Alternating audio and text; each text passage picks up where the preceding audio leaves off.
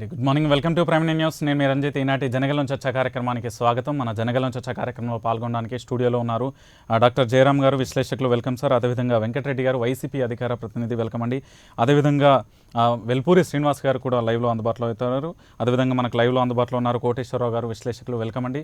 అదేవిధంగా ఉప్పలపాటి శ్రీనివాస్ గారు, టీడీపీ నేత, వారికి కూడా వెల్కమ్ అండి. ముఖ్యంగా ఈనాటి మన టాపిక్ వచ్చేసి ఏదైతే ఏసీబీ కేసు నమోదుతో ఇన్సైడ్ ట్రేడింగ్కు సంబంధించి ఏం జరగబోతుంది, దాంతోపాటుగా రాజధాని భూములు కొనుగోలు అమ్మకాలపై ఇన్ని రోజులు జరిగిన ఓ చర్చ కొలిక్కి వస్తుందా, ఇన్సైడ్ ట్రేడింగ్పై ఏసీబీ పూర్తి స్థాయి నివేదికలో అసలు ఏముంది, ఎలాంటి విచారణ జరిగిందనే విషయాన్ని కూడా చర్చిద్దాం. ఇటు మరోవైపు కూడా మరో అంశాన్ని చూడొచ్చు.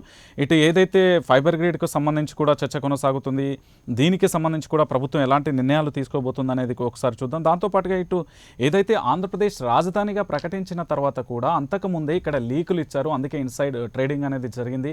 ఇది కేవలం స్టాక్ ఎక్స్చేంజ్ మార్కెట్లో మాత్రమే జరుగుతుంది. అలాంటి పరిస్థితి ఇక్కడికి ఎందుకు వచ్చిందనే ఆరోపణలు కూడా వినిపిస్తున్నాయి. ఇక ఇక్కడ మొత్తంగా చూస్తే దాదాపుగా ఏదైతే జూన్ 1, 2014 తేదీన డిసెంబర్ 31, 2014 వరకు భూములు కొనుగోళ్లు జరిగాయని, ఆ తర్వాత 1977 అసైన్డ్ భూముల చట్టం, 1989 ఎస్సీ ఎస్టీ హక్కు చట్టం ఉల్లంఘించారని ఇప్పటికీ నిర్ధారణ అయిందంటూ కూడా ఒక యాక్ట్ పైకి వచ్చింది. దీంతోపాటు ఇక లంక, పోరంబోకు ప్రభుత్వ భూముల రికార్డులలో కూడా భారీగా అక్రమాలు గుర్తించామంటూ కూడా ఒక ఆరోపణ వస్తుంది. ఇక ల్యాండ్ పూలింగ్ స్కీమ్ కోసం రికార్డులు కూడా చాలాసార్లు కూడా తారుమారు చేశారనే ఆరోపణలు కూడా వినిపిస్తున్నాయి. ఇక దీంతో పాటుగా దీంట్లో చాలామంది కూడా అప్పటి ప్రభుత్వ నేతలకు సంబంధించి రాజకీయ నాయకులు కూడా ఉన్నారు. దాదాపు 4075 ఎకరాల కొనుగోలు చేశారనేది ప్రధాన ఆరోపణగా ఉంది. దీంతోపాటుగా 900 అసైన్డ్ భూముల్ని దళితులను బలవంతంగా ఏదైతే తీసుకున్నారనే ఆరోపణ కూడా ఉంది. అయితే దీనికి సంబంధించి కూడా తెల్ల రేషన్ కార్డుకు సంబంధించి కొనుగోలు చేయడం వ్యవహారంతో ఈ సమస్య అనేది తెర మీదకి వచ్చింది. ఇటు మరోవైపు ఫైబర్ గ్రిడ్కు సంబంధించి కూడా ఇక్కడ ఏదైతే 2014, 2019 మధ్యకాలంలో ఏపీ ఫైబర్ గ్రిడ్ పేరుతో రాష్ట్రంలో ఫైబర్ నెట్వర్క్ ఏర్పాటు చేయడంతో టెలివిజన్ ప్రసారాలలో, అదేవిధంగా ఇంటర్నెట్ కనెక్షన్లలో, సెటప్ బాక్స్కు సంబంధించి కూడా బాక్సులలో భారీగా అవినీతి జరిగింది. దాదాపు ఈ అవినీతి కూడా 2000 కోట్ల పైమాటే అంటూ కూడా ఆరోపణ చేశారు. ఇది కేబినెట్ సబ్ కమిటీ తేల్చిన విషయాలుగా మనం పరిగణిద్దాం. దీంతో పాటుగా మనం చర్చలోకి వెళ్దాం. రైట్, ముఖ్యంగా శ్రీనివాస్ గారు, గుడ్ మార్నింగ్ అండి. నమస్కారం రంజిత్ గారు. రైట్, మీతోనే స్టార్ట్ చేస్తా. ఎందుకంటే మీ ప్రభుత్వ హయాంలోనే అమరావతికి సంబంధించి ఇక్కడ ప్రధానంగా కూడా భూముల కొనుగోలు అమ్మకాల వ్యవహారంకు సంబంధించి మీ పార్టీకి సంబంధించిన నేతలే లబ్ధి చేకూరింది. అందుకోసమే ఇప్పుడు ఈ వ్యవహారం అంతా తెర మీదకి వచ్చింది. దీంట్లో కేసులు కూడా ఏదైతే నమోదైన పరిస్థితి అయితే చూస్తున్నాం. దీన్ని ఏ విధంగా చూస్తారు? రంజిత్ గారు, మొదట ప్రేక్షకులకి, వెంకటరెడ్డి గారికి, శ్రీనివాస్ గారు, బీజేపీ ప్యానల్లో ఉన్న కూడా నా తరపున, తెలుగుదేశం పార్టీ తరపున నమస్కారాలు. ఈరోజు రాష్ట్రంలో వైసీపీ అధికారంలోకి వచ్చి దాదాపు 16 నెలల పైన దాటుతుంది. అమరావతి భూముల్లో ఇన్సైడ్ ట్రేడింగ్ జరిగిందని చెప్పి ఆరోపణలు ఫ్రమ్ ది బిగినింగ్, అంటే ప్రభుత్వానికి అధికారంలోకి రాకముందు నుంచి వాళ్ళు అమరావతిలో ఏదో జరిగిపోతా ఉంది, అభూత కల్పన జరిగిపోతుందని ఆరోపణలు చేశారు. ప్రభుత్వం వచ్చిన తర్వాత అలాగే సిట్టు, మంత్రివర్గం ఉపసంఘం కూడా ఏర్పడడం జరిగింది. ఈ 16 నెలల్లో వాళ్ళు ఏం చేశారంటే, మొదట్లో చేసిన ఆరోపణలు 4000 ఎకరాలు, 10,000 ఎకరాలు, అంటే వాళ్ళు నోటికొచ్చిన లెక్కలను చెప్పుకుంటూ వచ్చారు. ఇందులో పత్తిపాటి పుల్లారావు గారని, నారాయణ గారని, అలాగే చాలా మంది తెలుగుదేశం పార్టీ నాయకులు లోకేష్ గారి పేరుతో సహా చెప్పుకుంటూ వచ్చారు. వీళ్ళు హెరిటేజ్ భూములు ఉన్నాయని, హెరిటేజ్ ఫ్యాక్టరీ తరఫు భూములు ఉన్నారని అన్నీ చెప్పుకొచ్చారు. ఏ ఒక్కటైనా ఈ రోజు వరకు నిరూపించారా? మరి మా ఎమ్మెల్యేలు ఆ రోజు, మా మంత్రులు అక్రమంగా ఇన్సైడ్ ట్రేడింగ్ చేస్తున్నారంటే అరెస్ట్ చేయకుండా ఏం చేస్తున్నారు? ఈ ఆరోపణలకే పరిమితం అయిపోతారా? ఆధారాలు ఏమైనా చూపిస్తారా?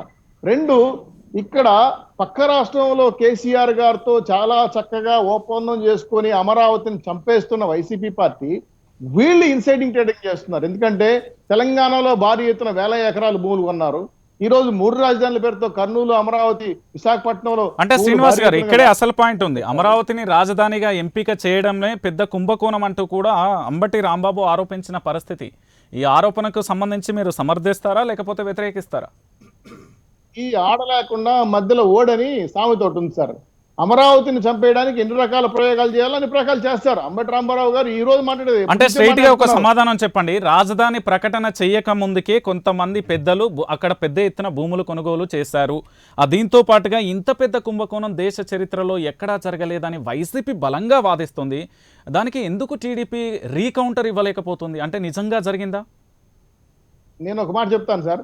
16 నెలలు అధికారంలో ఉన్నారు, పోలీసులు సిబిఐ అందరూ వాళ్ళ చేతుల్లో ఉన్నారు, మళ్ళీ ఏం గాజులు దొడుకున్నారు మమ్మల్ని అరెస్ట్ చేయకుండా. రైట్, అంటే దానికి సంబంధించి విచారణ అయితే కొనసాగుతుంది. పక్కన కేసులు కూడా నమోదవుతున్న పరిస్థితి చూస్తున్నాం. శ్మశానం అన్నారు. ఒక నిమిషం సార్, రంజిత్ గారు 1 మినిట్. అమరావతిలో ఏమీ లేదన్నారు, శ్మశానం అన్నారు. ఈ రోజు వేల కోట్ల రూపాయలు కుంభకోణం జరిగింది వీళ్ళే చెప్తారు. సిట్ వేస్తారు, మంత్రివర్గం వేశారు, అలాగే ఏసీబీ కేసులు కూడా పెడతారు. అంటే ఇప్పుడు వరకు చెప్పిన ఆరోపణలుగా పరిమితం అయినాయి కానీ ఎక్కడ ఆధారాలు లేవు.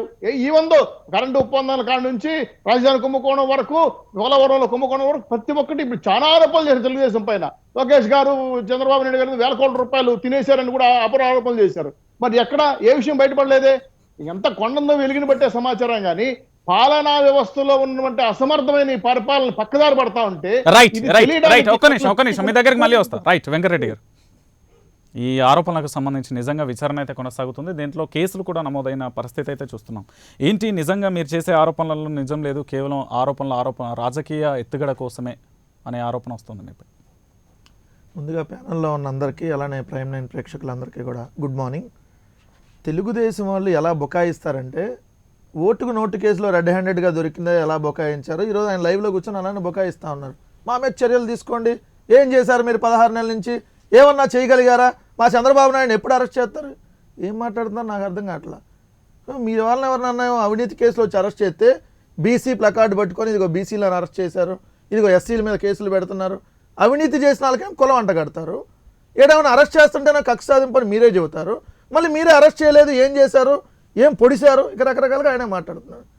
సో ఇక క్లారిటీగా నాకు కాదు, ప్రధానమంత్రి నరేంద్ర మోడీ గారు సాక్షాత్తుగా చెప్పినటువంటి మాటలు, నిన్న సోమ్ వీర్రాజు గారు ఏపీ బీజేపీ, ఎందుకంటే నా పక్కన బీజేపీ ప్రతినిధిగా వచ్చిన వేలుపుల శ్రీనివాస్ గారికి ముందే నేను చెబుతున్నది, మళ్ళీ ఆయన ఏ విధంగా మాట్లాడతాడని దీన్ని కూడా ఉదకరించి, ఇన్సైడర్ ట్రేడింగ్ జరిగింది, ఎన్నికల ముందు నుంచి మా పార్టీ ఈ విషయం చెప్తుంది, టీడీపీ ప్రభుత్వ అవినీతిని ప్రధాని మోడీ కూడా ప్రశ్నించారు అని చెప్పి సాక్షాత్తుగా బీజేపీ అధ్యక్షుడిగా ఉన్నటువంటి సోమ్ వీర్రాజు గారు కూడా చెప్పినటువంటి మాటలు. ఒక అవినీతి కాదు సార్ అమరావతిలో జరిగింది, భూముల కుంభకోణం దగ్గర నుంచి, అమరావతిలో ఏదైతే ఖర్చు పెట్టారో డబ్బుల దగ్గర నుంచి మొత్తం కుంభకోణాలు. ఒక్క కుంభకోణం అమరావతిలో జరగల. 2014 జూన్ 8వ తారీఖున చంద్రబాబు నాయుడు గారు ఆంధ్రప్రదేశ్ రాష్ట్ర ముఖ్యమంత్రిగా ప్రమాణ స్వీకారం చేసిన రోజు శివరామకృష్ణన్ కమిటీ రిపోర్టు ఆగస్టు 31వ తారీఖు ఇవ్వాలైతే ఆయన ఆగస్టు 27వ తారీఖు రిపోర్ట్ ఇచ్చారు. కానీ మీరు జూలై 21వ తారీఖునే నారాయణ ఆధ్వర్యంలో ఒక కమిటీని ఏర్పాటు చేసి రాజధాని ఎక్కడుండాలో మీరే డిసైడ్ చేసేసి సెప్టెంబర్ 4వ తారీఖున చంద్రబాబు నాయుడు గారు అసెంబ్లీలో మాట్లాడిన మాటలు, విజయవాడ కేంద్రంగా రాజధాని. ఎస్, జగన్మోహన్ రెడ్డి గారు అప్పుడు విజయవాడ కేంద్రంగా రాజధానికి ఒప్పుకున్నారు. 30,000 ఎకరాలు ప్రభుత్వ భూమి ఉన్న చోట పెట్టమని చెప్పారు.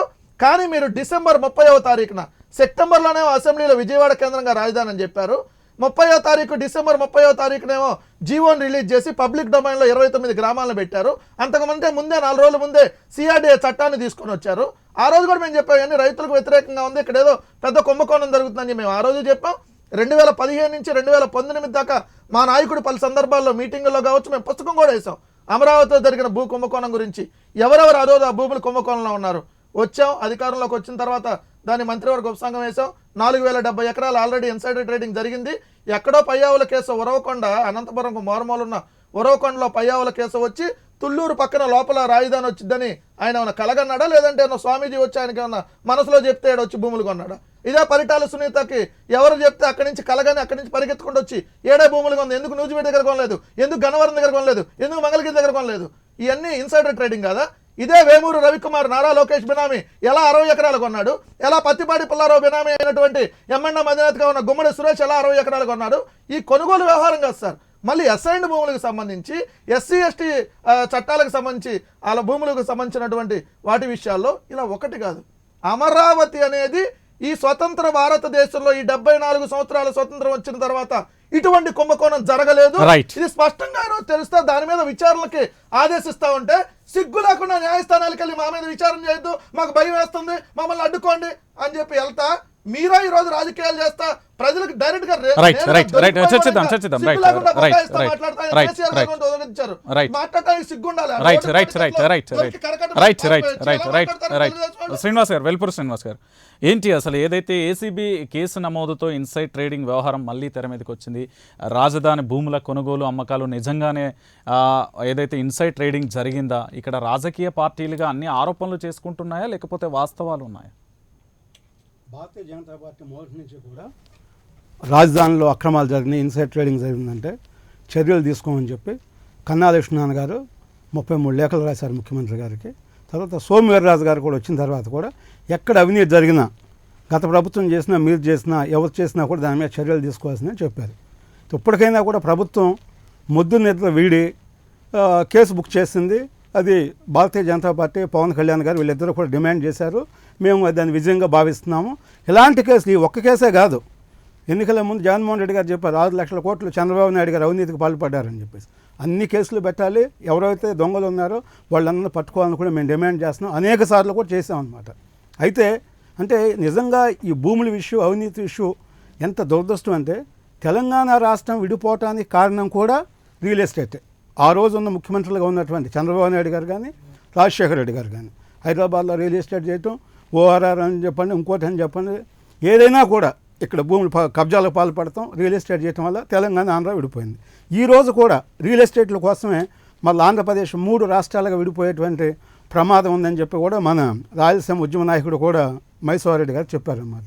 అయితే ఇప్పటికన్నా ప్రభుత్వం కేసు పెట్టింది. నిజంగా దోషులైతే వాళ్ళని పనిష్మెంట్ చేయమని చెప్పి చేస్తారో ఎవరికి ఇబ్బంది లేదు.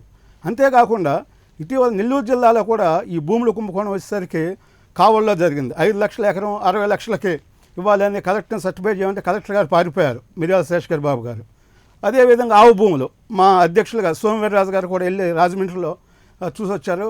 అదేమంటే మనుషులు మునిగిపోయే అంత లోతులో ఉన్నా కూడా వాటిని ఇస్తామని చెప్పేసి, శ్మశానాల్లో ఇస్తామని చెప్పేసి ప్రభుత్వం అక్కడ కూడా భూ కబ్జాలకి, తర్వాత అది కూడా ఒక రకంగా ఇన్సైడ్ ట్రేడింగ్ అని చెప్పుకోవచ్చు అన్నమాట.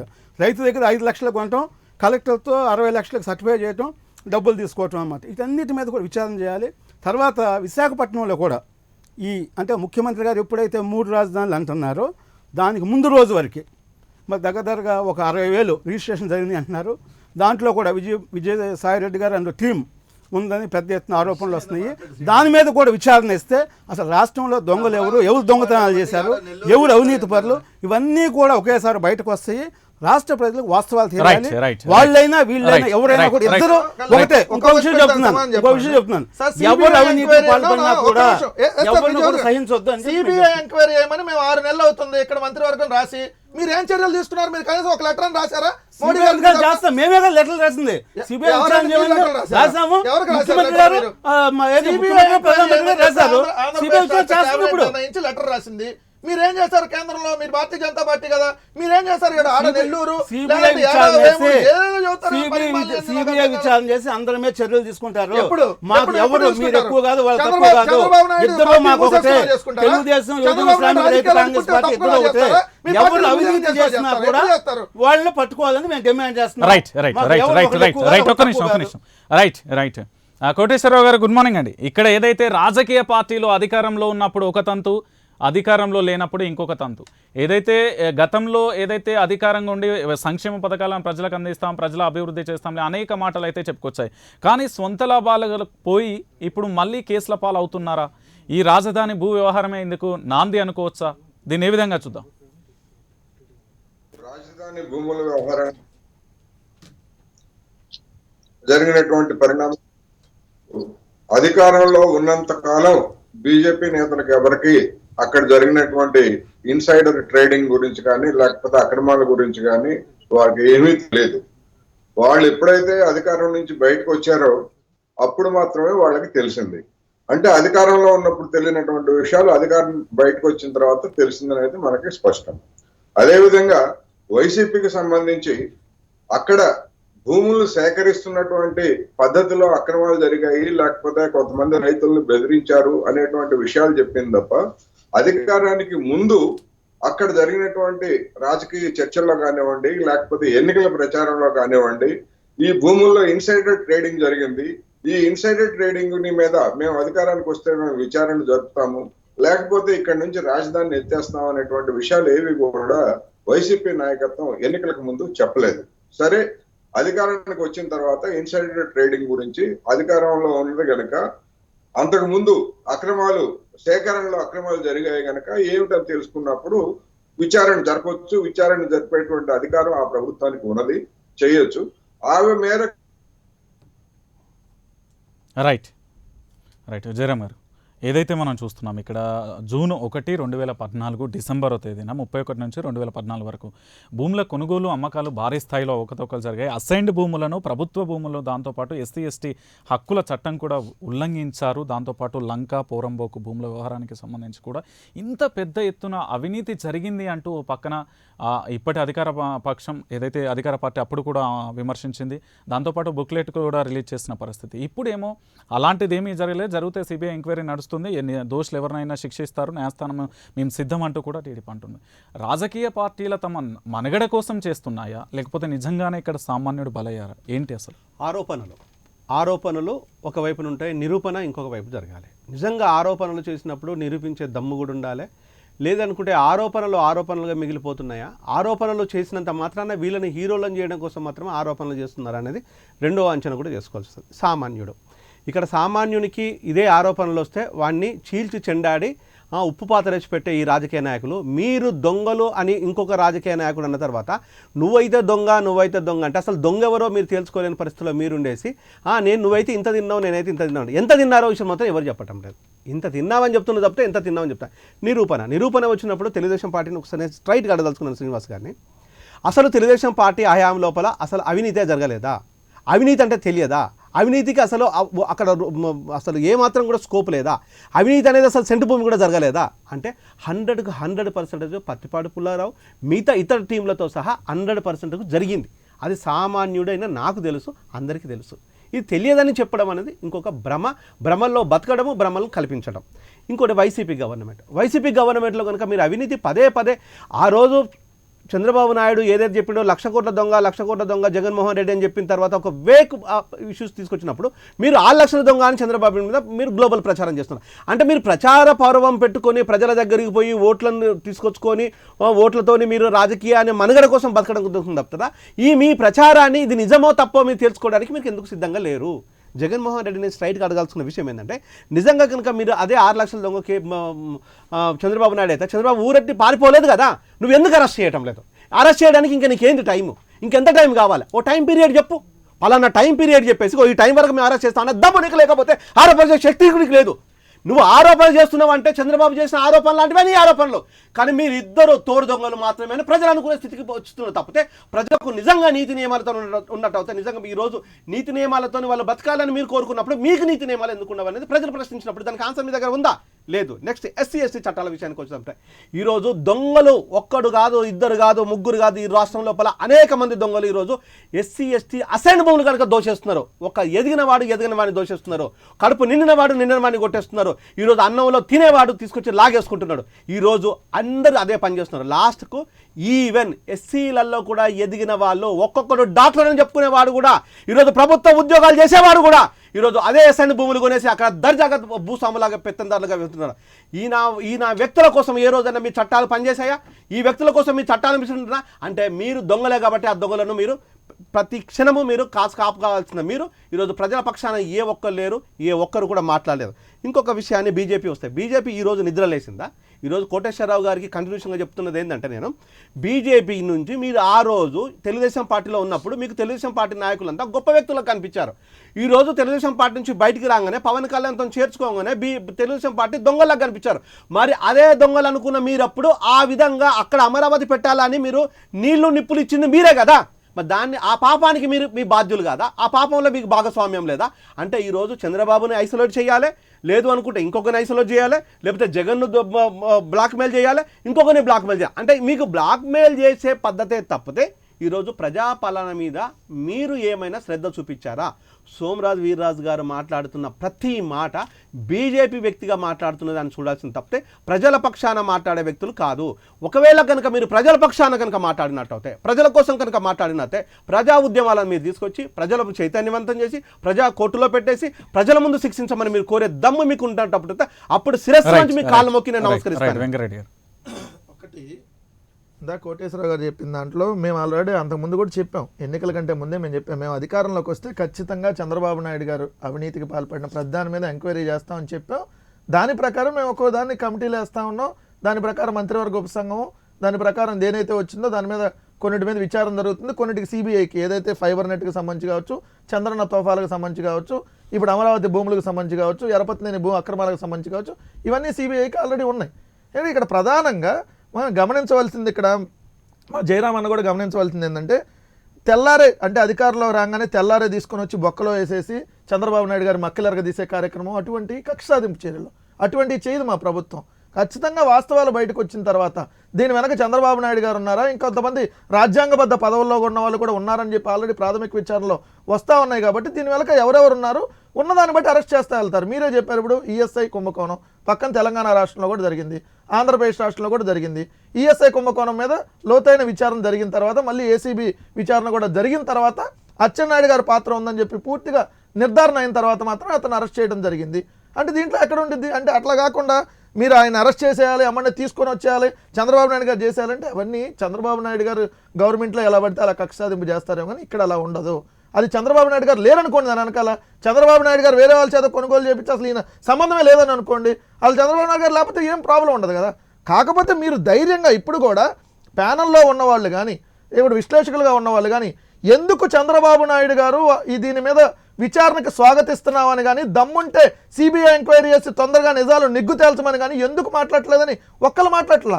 వాళ్ళు న్యాయస్థానాలకు వెళ్ళి దీన్ని అడ్డుకునే ప్రక్రియ చేస్తా ఉంటే స్టేలు తెచ్చుకొని దీని మీద ఫర్దర్ విచారణ జరగకూడదు అనే విధంగా తెచ్చుకుంటున్నారని అంటే మీకు ఇక్కడ వాస్తవాలు అనేది అర్థం కావట్లేదు.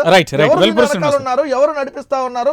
నిన్న ఛార్జ్ షీట్ వేస్తే కూడా దాని మీద ఈరోజు టీవీలో కూడా ఆ పేర్లు డిస్కస్ చేయకూడదు, దాని మీద కూడా ఎక్కడ సోషల్ మీడియాలో రాకూడదని చెప్పి న్యాయస్థానాల్లో నుంచి తీర్పులు వస్తా ఉన్నాయనంటే ఇక్కడ ఏమి జరుగుతా ఉందనేది నా ప్యానల్లో ఉన్న సీనియర్ జర్నలిస్ట్ అయినటువంటి కోటేశ్వరరావు గారికి బాగా తెలుసు. దాని వాస్తవాలు ఆయన కూడా చెప్తే రోజు బాగుంటుంది, ఎందుకంటే న్యాయస్థానాలు దీని వెనకాల ఏం జరుగుతుందో ఆయన కూడా స్పందిస్తే బాగుంటుంది అనేది మా రైట్. శ్రీనివాస్ గారు, ఇప్పుడు అన్నగా జయరామ్ గారు ఒక మాట చెప్పారు, బీజేపీ ఇదిగా ఉందంటే బీజేపీ కానీ ఏ రాజకీయ పార్టీ అయినా అసెంబ్లీలో తీర్మానం చేశారు, అసెంబ్లీ ఏది అమరావతి రాజధాని అని చెప్పేసి. ఆ రోజు అసెంబ్లీలో తెలుగుదేశం పార్టీ ఉంది, బీజేపీ ఉంది, యువజన శ్రామిక రైతు కాంగ్రెస్ పార్టీ వాళ్ళు అందరూ ఉన్నారు. ఇంకా జగన్మోహన్ రెడ్డి గారు అయితే 30,000 ఎకరాలు కావాలి, 2,000 3,000 ఎకరాలు సరిపోదు, ఇది చిన్న రాష్ట్రము, ఇది చిన్న రాష్ట్రం, 13 జిల్లాల రాష్ట్రము, ప్రాంతాలు ఉండకూడదని చెప్పారు. నేను కంప్లైంట్ చేయండి, నేను మాట్లాడినా మీరు మాట్లాడండి అని చెప్పారు. కాదు, బీజేపీ వన్ స్టేట్ 1 క్యాపిటల్ అని బీజేపీ చెప్పింది, అది అఫిషియల్గా తీర్మానం చేశారు. మేము యూటర్న్ చేసుకోలేదు, యూటర్న్ చేసుకుంది యువజన శ్రామిక రైతు కాంగ్రెస్ రైతులు ప్లాట్లు లేదు. ఇప్పుడు కూడా వీళ్ళు కూడా రైతులకు కనీసం కౌలు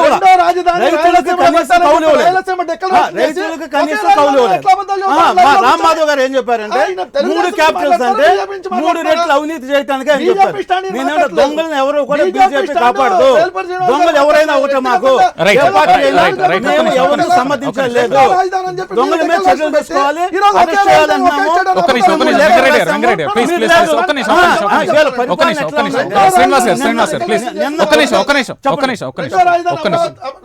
ఏదైతే వైసీపీ ఆరోపణకు మీరు ఏం చెప్తారు? 2వ రాజధాని వ్యవహారానికి సంబంధించి మీ పార్టీ డిక్లరేషన్ ఇచ్చిందా ఇవ్వలేదు? 3 రాజధానులు అన్నారు. ముందు ఎన్నికలకు ముందు అందరూ కూడా ఏకగ్రీవంగా రాజధాని అమరావతిని డిక్లేర్ చేశారు, అయిపోయింది. కొత్త స్టేట్ ఉన్నప్పుడు ఒకటి పెట్టుకుంటావా 2 కోట్లు పెట్టుకుంటావా వేరే ఇష్యూ. ఇవాళ పెట్టుకుని కంప్లీట్ చేసిన తర్వాత ఇవాళ నీ రియల్ ఎస్టేట్ కోసం, నువ్వు విశాఖపట్నంలో రియల్ ఎస్టేట్ కోసం లోటు బడ్జెట్ లో చంద్రబాబు నాయుడు లోటు బడ్జెట్ అని ఈయనేమో శ్మశానం అన్నాడు. శ్మశానం అయినప్పుడు శ్మశానంలో 2 ఖర్చు పెడతావు, ఆంధ్ర రాష్ట్రాన్ని శ్మశానం చేస్తూ పెడతావు. మీరు మాట్లాడారా లేదా? మీరు డిక్లరేషన్ చేశారా లేదా? 2018లో చేశారా లేదా? ప్రజలు యాక్సెప్ట్ చేయలేదు. రైట్, ఒక్క నిమిషం, ఒక్క నిమిషం, ఒక్క నిమిషం, శ్రీనివాస్ గారు. దానికి అందరూ రైట్, యాక్సెప్ట్ ఒక్క నిమిషం, ఒక్క చేశారు. నిమిషం, ఒక్క మతలం నిమిషం, మీద గుర్తాలు ఒక్క నిమిషం, ఒక్క నిమిషం, ఒక్క నిమిషం, ఒక్క నిమిషం. శ్రీనివాస్ గారు, right right right right right right right ఒక్క నిమిషం, ఒక్క నిమిషం, ఒక్క నిమిషం, చర్చిద్దాం. శ్రీనివాస్ గారు ప్లీజ్, శ్రీనివాస్ గారు ప్లీజ్. హలో, చెప్పండి శ్రీనివాస్ గారు. రంజిత్ గారు, ఛానల్లో మాట్లాడే వాళ్ళందరికీ గౌరవంగా చెప్తున్నా, ఒకరు మాట్లాడేటప్పుడు ఇంకొకరు మాట్లాడబాకండి. మీరు అధికార పార్టీ అని చెప్పి ప్రతిపక్ష పార్టీలు గుర్తు తక్కువ సమంజసం కాదు. మీకెందుకు ఆ సోది? మీకెందుకు బీజేపీ వాళ్ళ గురించి అంటే మీకెందుకు? మీరు మాట్లాడండి. మీ ముందు పెడుతున్నారు. శ్రీనివాస్ గారు, బీజేపీ వాళ్ళంటే మీకు వచ్చే నష్టం ఏంది? ఆయన సూటిగా అడుగుతున్నా, రెండో రాజధాని ఎందుకు చెప్పారని. మధ్యలో మీకేం పని? మీరు ఎవరు అనుకోవడానికి? నేను ఏమైనా సమాధానం చెప్తా. అయితే గౌరవప్రదంగా పక్క వ్యక్తి మాట్లాడేటప్పుడు ఎందుకంటే గట్టిగా మాట్లాడే వ్యక్తి వెంకటరెడ్డి, మేము కాదనట్లేదు. అయితే తప్పప్పులు విధానాల పైన మాత్రం ఎక్కడ రాజీ పడే ప్రసక్తే లేదు. మీరు వేల కోట్ల రూపాయలు ఇన్సైడింగ్ ట్రేడింగ్ చెప్పినంత మాత్రాన ఇప్పటి వరకు వేసిన కమిషన్లు, సిట్లు, మంత్రివర్గం అంతా కూడా దొంగలని మీరు భావిస్తున్నారా? మీరైతే మీరు తేల్చలేరా? మీరు అంటే ఆరోపణలు చేయడం వరకు మీ బాధ్యతేనా? 3 రాజధానులు ఎప్పుడు వచ్చింది? మీరు రియల్ ఎస్టేట్ వ్యాపారం మీరు మొదలు పెట్టిన తర్వాత 3 రాజధానులు వచ్చినాయి. ఇన్సైడింగ్ ట్రేడింగ్ మీరు చేయడం లేదా? ఇప్పుడు వైజాగ్ లో 8,000 రూపాయలు దోచుకుంటున్నారు, 8,000 కోట్ల రూపాయలు చేతులు మారాయి అనేది లెక్కతో సహా పత్రికల్లో, టీవీల్లో వస్తున్నాయి కదా. మీరు ఇవన్నీ మీరు విచారించరా? శ్రీనివాస్ గారు, శ్రీనివాస్ గారు, ఒక్క నిమిషం, ఒక్క నిమిషం, ఒక్క నిమిషం, ఒక్క మాట ప్లీజ్ ప్లీజ్. చిన్న ఇంటర్వ్యూ, ఒక్క నిమిషం, ఒక్క నిమిషం, ఒక్క నిమిషం, ఒక్క నిమిషం, ఒక్క నిమిషం, ఒక్క నిమిషం, ఒక్క నిమిషం, ఒక్క నిమిషం, ఒక్క నిమిషం. రైట్ రైట్ రైట్ శ్రీనివాస్, ఒక్క నిమిషం, ఒక్క నిమిషం, శ్రీనివాస్ గారు, ఒక్క నిమిషం, వెళ్ళిపోరు శ్రీనివాస్ గారు ప్లీజ్ ప్లీజ్. వెంకటరెడ్డి గారు ఒక్క నిమిషం. న్యాయస్థానాలకు వెళ్తారు కదా మీరు, మరి మా మీద కూడా ఎంక్వైరీలు చేయండి. ఇక్కడ దీని మీద సిబిఐ ఎంక్వైరీ చేయండి అని ఎందుకు మీరు న్యాయస్థానాలకు వెళ్తా? దీని మీద కూడా అడగండి. వెరీ గుడ్, పోదాం రండి. పేషెంట్లు రూములు చెప్పింది మీరే కదా. సోషల్ మీడియా ట్రోల్ చేసి మర్చిపోయినారా? న్యాయస్థానంలో ఇప్పటి వరకు 85 కేసులు ఓడిపోయారు. మీరు పరిపాలన చేస్తున్నారా? రక్షిత పరిపాలన చేస్తున్నారా? మీరు ఏ కోర్టులో ఏ ప్రభుత్వం 85 కేసులు ఓడిపోయిందో చెప్పండి. ఓడిపోయింది, మీకు సిగ్గుగా లేదా? ప్రజార్థికమైన పరిపాలన చేస్తున్నారు మీరు, ప్రజా వ్యతిరేక పరిపాలన చేస్తున్నారు మీరు. మాట్లాడుతూ జడ్జీలు, లాయర్లు, డీజీపీని ఒక పని కట్టుకొని ప్రచారం చేస్తున్నారు. మీరు దౌర్జన్యం చేస్తున్నారు. 4,000 ఎకరాలు ఎస్ఎస్సీ భూములు ఆక్రమించుకున్నారు. మీరు రాజులకు ఇళ్ల పట్టాలు ఇవ్వాలని చెప్పి బీసీల భూములు 2,000 ఎకరాలు ఆక్రమించుకున్నారు. కాదా? న్యాయంగా నిజంగా ఆరోపణలు ఉంటే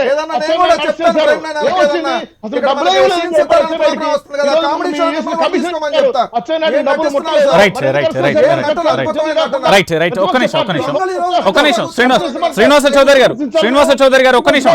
శ్రీనివాస చౌదరి గారు ఒక్క నిమిషం. కోటేశ్వరరావు గారు, ఇక్కడ ప్రధానంగా కూడా పార్టీలు ఒక పార్టీపై ఒక పార్టీ విమర్శ చేసుకుంటూ వస్తున్నాయి. అసలు ఏదైతే రాజధాని వ్యవహారానికి సంబంధించి మొదటి నుంచి కూడా మనం ఆలోచించినప్పటికీ ఏదైతే అక్కడ ఆ ప్రాంతంకు సంబంధించి ముందుగానే భూములు అమ్మకాలు కొనుగోలు జరిగాయి, ఇది మొదటి నుంచి వస్తున్న ఆరోపణ. దాని తర్వాత ప్రభుత్వాలు మారాయి, అధికారంలోకి రాగానే 3 రాజధానుల అంశం తెర మీదకి వచ్చింది. ఆ వెంటనే అక్కడ విచారణకు ఆదేశించింది, దాంతోపాటుగా లేఖలు రాశారు, అది ముందుకు సాగుతుంది, ఇప్పుడు కేసుల నమోదాకా వెళ్ళింది. ఈ అమ్మకాలకు సంబంధించి స్ట్రైట్గా నేను అడిగే పాయింట్ ఏంటంటే, సిబిఐ విచారణకు సంబంధించి ముందుకు సాగబోతుంది. ఇక్కడ రాజధాని వ్యవహారానికి సంబంధించి ఇన్సైడ్ ట్రేడింగ్పై ఏసీపీ అయితే ఒక నివేదిక ఇవ్వబోతోంది. ఇక్కడ రాజధాని ఎంపికలో జరిగిన ఒక కుంభకోణానికి సంబంధించి పూర్తిగా ఆ వ్యవహారాన్ని ప్రజల ముందు పెట్టే అవకాశం ఉంటుందా, ఉండదు? ఇప్పుడు ప్రజల ముందు పెట్టడం అనేటువంటి దానికి వచ్చేసరికి ఎన్నికలకు ముందు లేకపోతే ఎన్నికలతో నిమిత్తం లేకుండానే ఆయా రాజకీయ పార్టీలు ప్రచారం చేసుకోవడం అది వేరే విషయం. ఆరోపణ ప్రచారోపణ చేయడం అదొక వేరే విషయం. ఇప్పుడు రాష్ట్ర ప్రభుత్వము ఒక ఏసీబీ విచారణకి ఆదేశించింది, ఒక నివేదిక వచ్చింది, దాని మీద కేసులు నమోదు చేస్తున్నాయి. ఎవరైనా ఏసీబీ వేధింపులకు గురి చేస్తుంది లేకపోతే తప్పుడు కేసులు పెట్టి మమ్మల్ని ఇబ్బంది పెడుతుంది అనుకుంటే తెలుగుదేశం పార్టీ కానీ లేకపోతే మరొక పార్టీ కానీ సిబిఐ విచారణకి డిమాండ్ చేయొచ్చు. కానీ అటువైపు నుంచి వాళ్ళు ఆ విధమైనటువంటి డిమాండ్ వాళ్ళ వైపు నుంచి రావడం లేదు. రానంత మాత్రాన మనం వాళ్ళని తప్పుపట్టాల్సినటువంటి అవసరం లేదు. ఒకవేళ అటువంటి అపప్రదం రాష్ట్ర ప్రభుత్వం మీద మా మీద ఎందుకు మేము వేధించామనేటువంటి అపప్రదం మాకెందుకు, సిబిఐతోనే విచారణ జరిపించాలని చెప్పేసి వైసీపీ నాయకత్వం నిర్ణయించుకుంటే కేంద్ర ప్రభుత్వానికి దాన్ని ఇవ్వచ్చు. ఎందుకంటే అంతర్వేది రథం లాంటి చిన్న విషయాన్నే సిబిఐకి అప్పగించినప్పుడు కొన్ని చంద్రశేఖర్ అది పెద్ద వేల ఇష్యూ అది. ఎకరాలకు రైట్, ఒక్క నిమిషం, సంబంధించి ఒక్క నిమిషం. మంది మనోభావాలు right right right right right right Velpuri Srinivas గారు, వెల్పూరి శ్రీనివాస్ గారు, శ్రీనివాస్ గారు ఒక్క నిమిషం ప్లీజ్ ప్లీజ్ ప్లీజ్ ప్లీజ్ ఒక్క నిమిషం. రాష్ట్రానికి చెందిన ఇష్యూ కాదు రైట్ రైట్ రైట్ రైట్ దాని గురించి దాని గురించి చర్చించాము. ఒక్క నిమిషం వారు మాట్లాడనివ్వండి ప్లీజ్ అండి, వారు మాట్లాడనివ్వండి. వెంకట కోటేశ్వరరావు గారు ప్లీజ్. అందుకని రాష్ట్ర ప్రభుత్వము ఏది న్యాయం అనుకుంటే, ఏది తన మీద తాను న్యాయంగా ప్రవర్తిస్తున్నాం అనుకుంటే దాని మీదకి వెళ్ళొచ్చు. లేదు ప్రతిపక్షాలు ఈ విధమైనటువంటి కక్ష సాధింపులు చేస్తున్నాయనేటువంటి ఆరోపణ కూడా మా మీద లేకుండా ఉండాలంటే రాష్ట్ర ప్రభుత్వం నేరుగా సిబిఐని అడగొచ్చు. వెంకటరెడ్డి గారు చెప్తున్న దాని ప్రకారం మేము 6 నెలల క్రితం అడిగాము, ఇంతవరకు కేంద్రం దాని మీద ఎటువంటి చర్య తీసుకోలేదు అనేటువంటి చెప్తున్నారు. అందుకని కేంద్రం ఎందుకు చర్య తీసుకోలేదు అనేటువంటిది అవసరమైతే పదే పదే ప్రకటించవచ్చు. రెండోది, ఈ వేధింపులకు సంబంధించి లేకపోతే అక్రమాలు జరిగాయనేటువంటిది 100% నిజం. వ్యక్తులు పుల్లారావా లేకపోతే నారాయణ లేకపోతే వెంకటరెడ్డి గారు జయరామ అనేటువంటిది కాదు. ఎవరైతే వాళ్ళు బయట పెట్టాలి.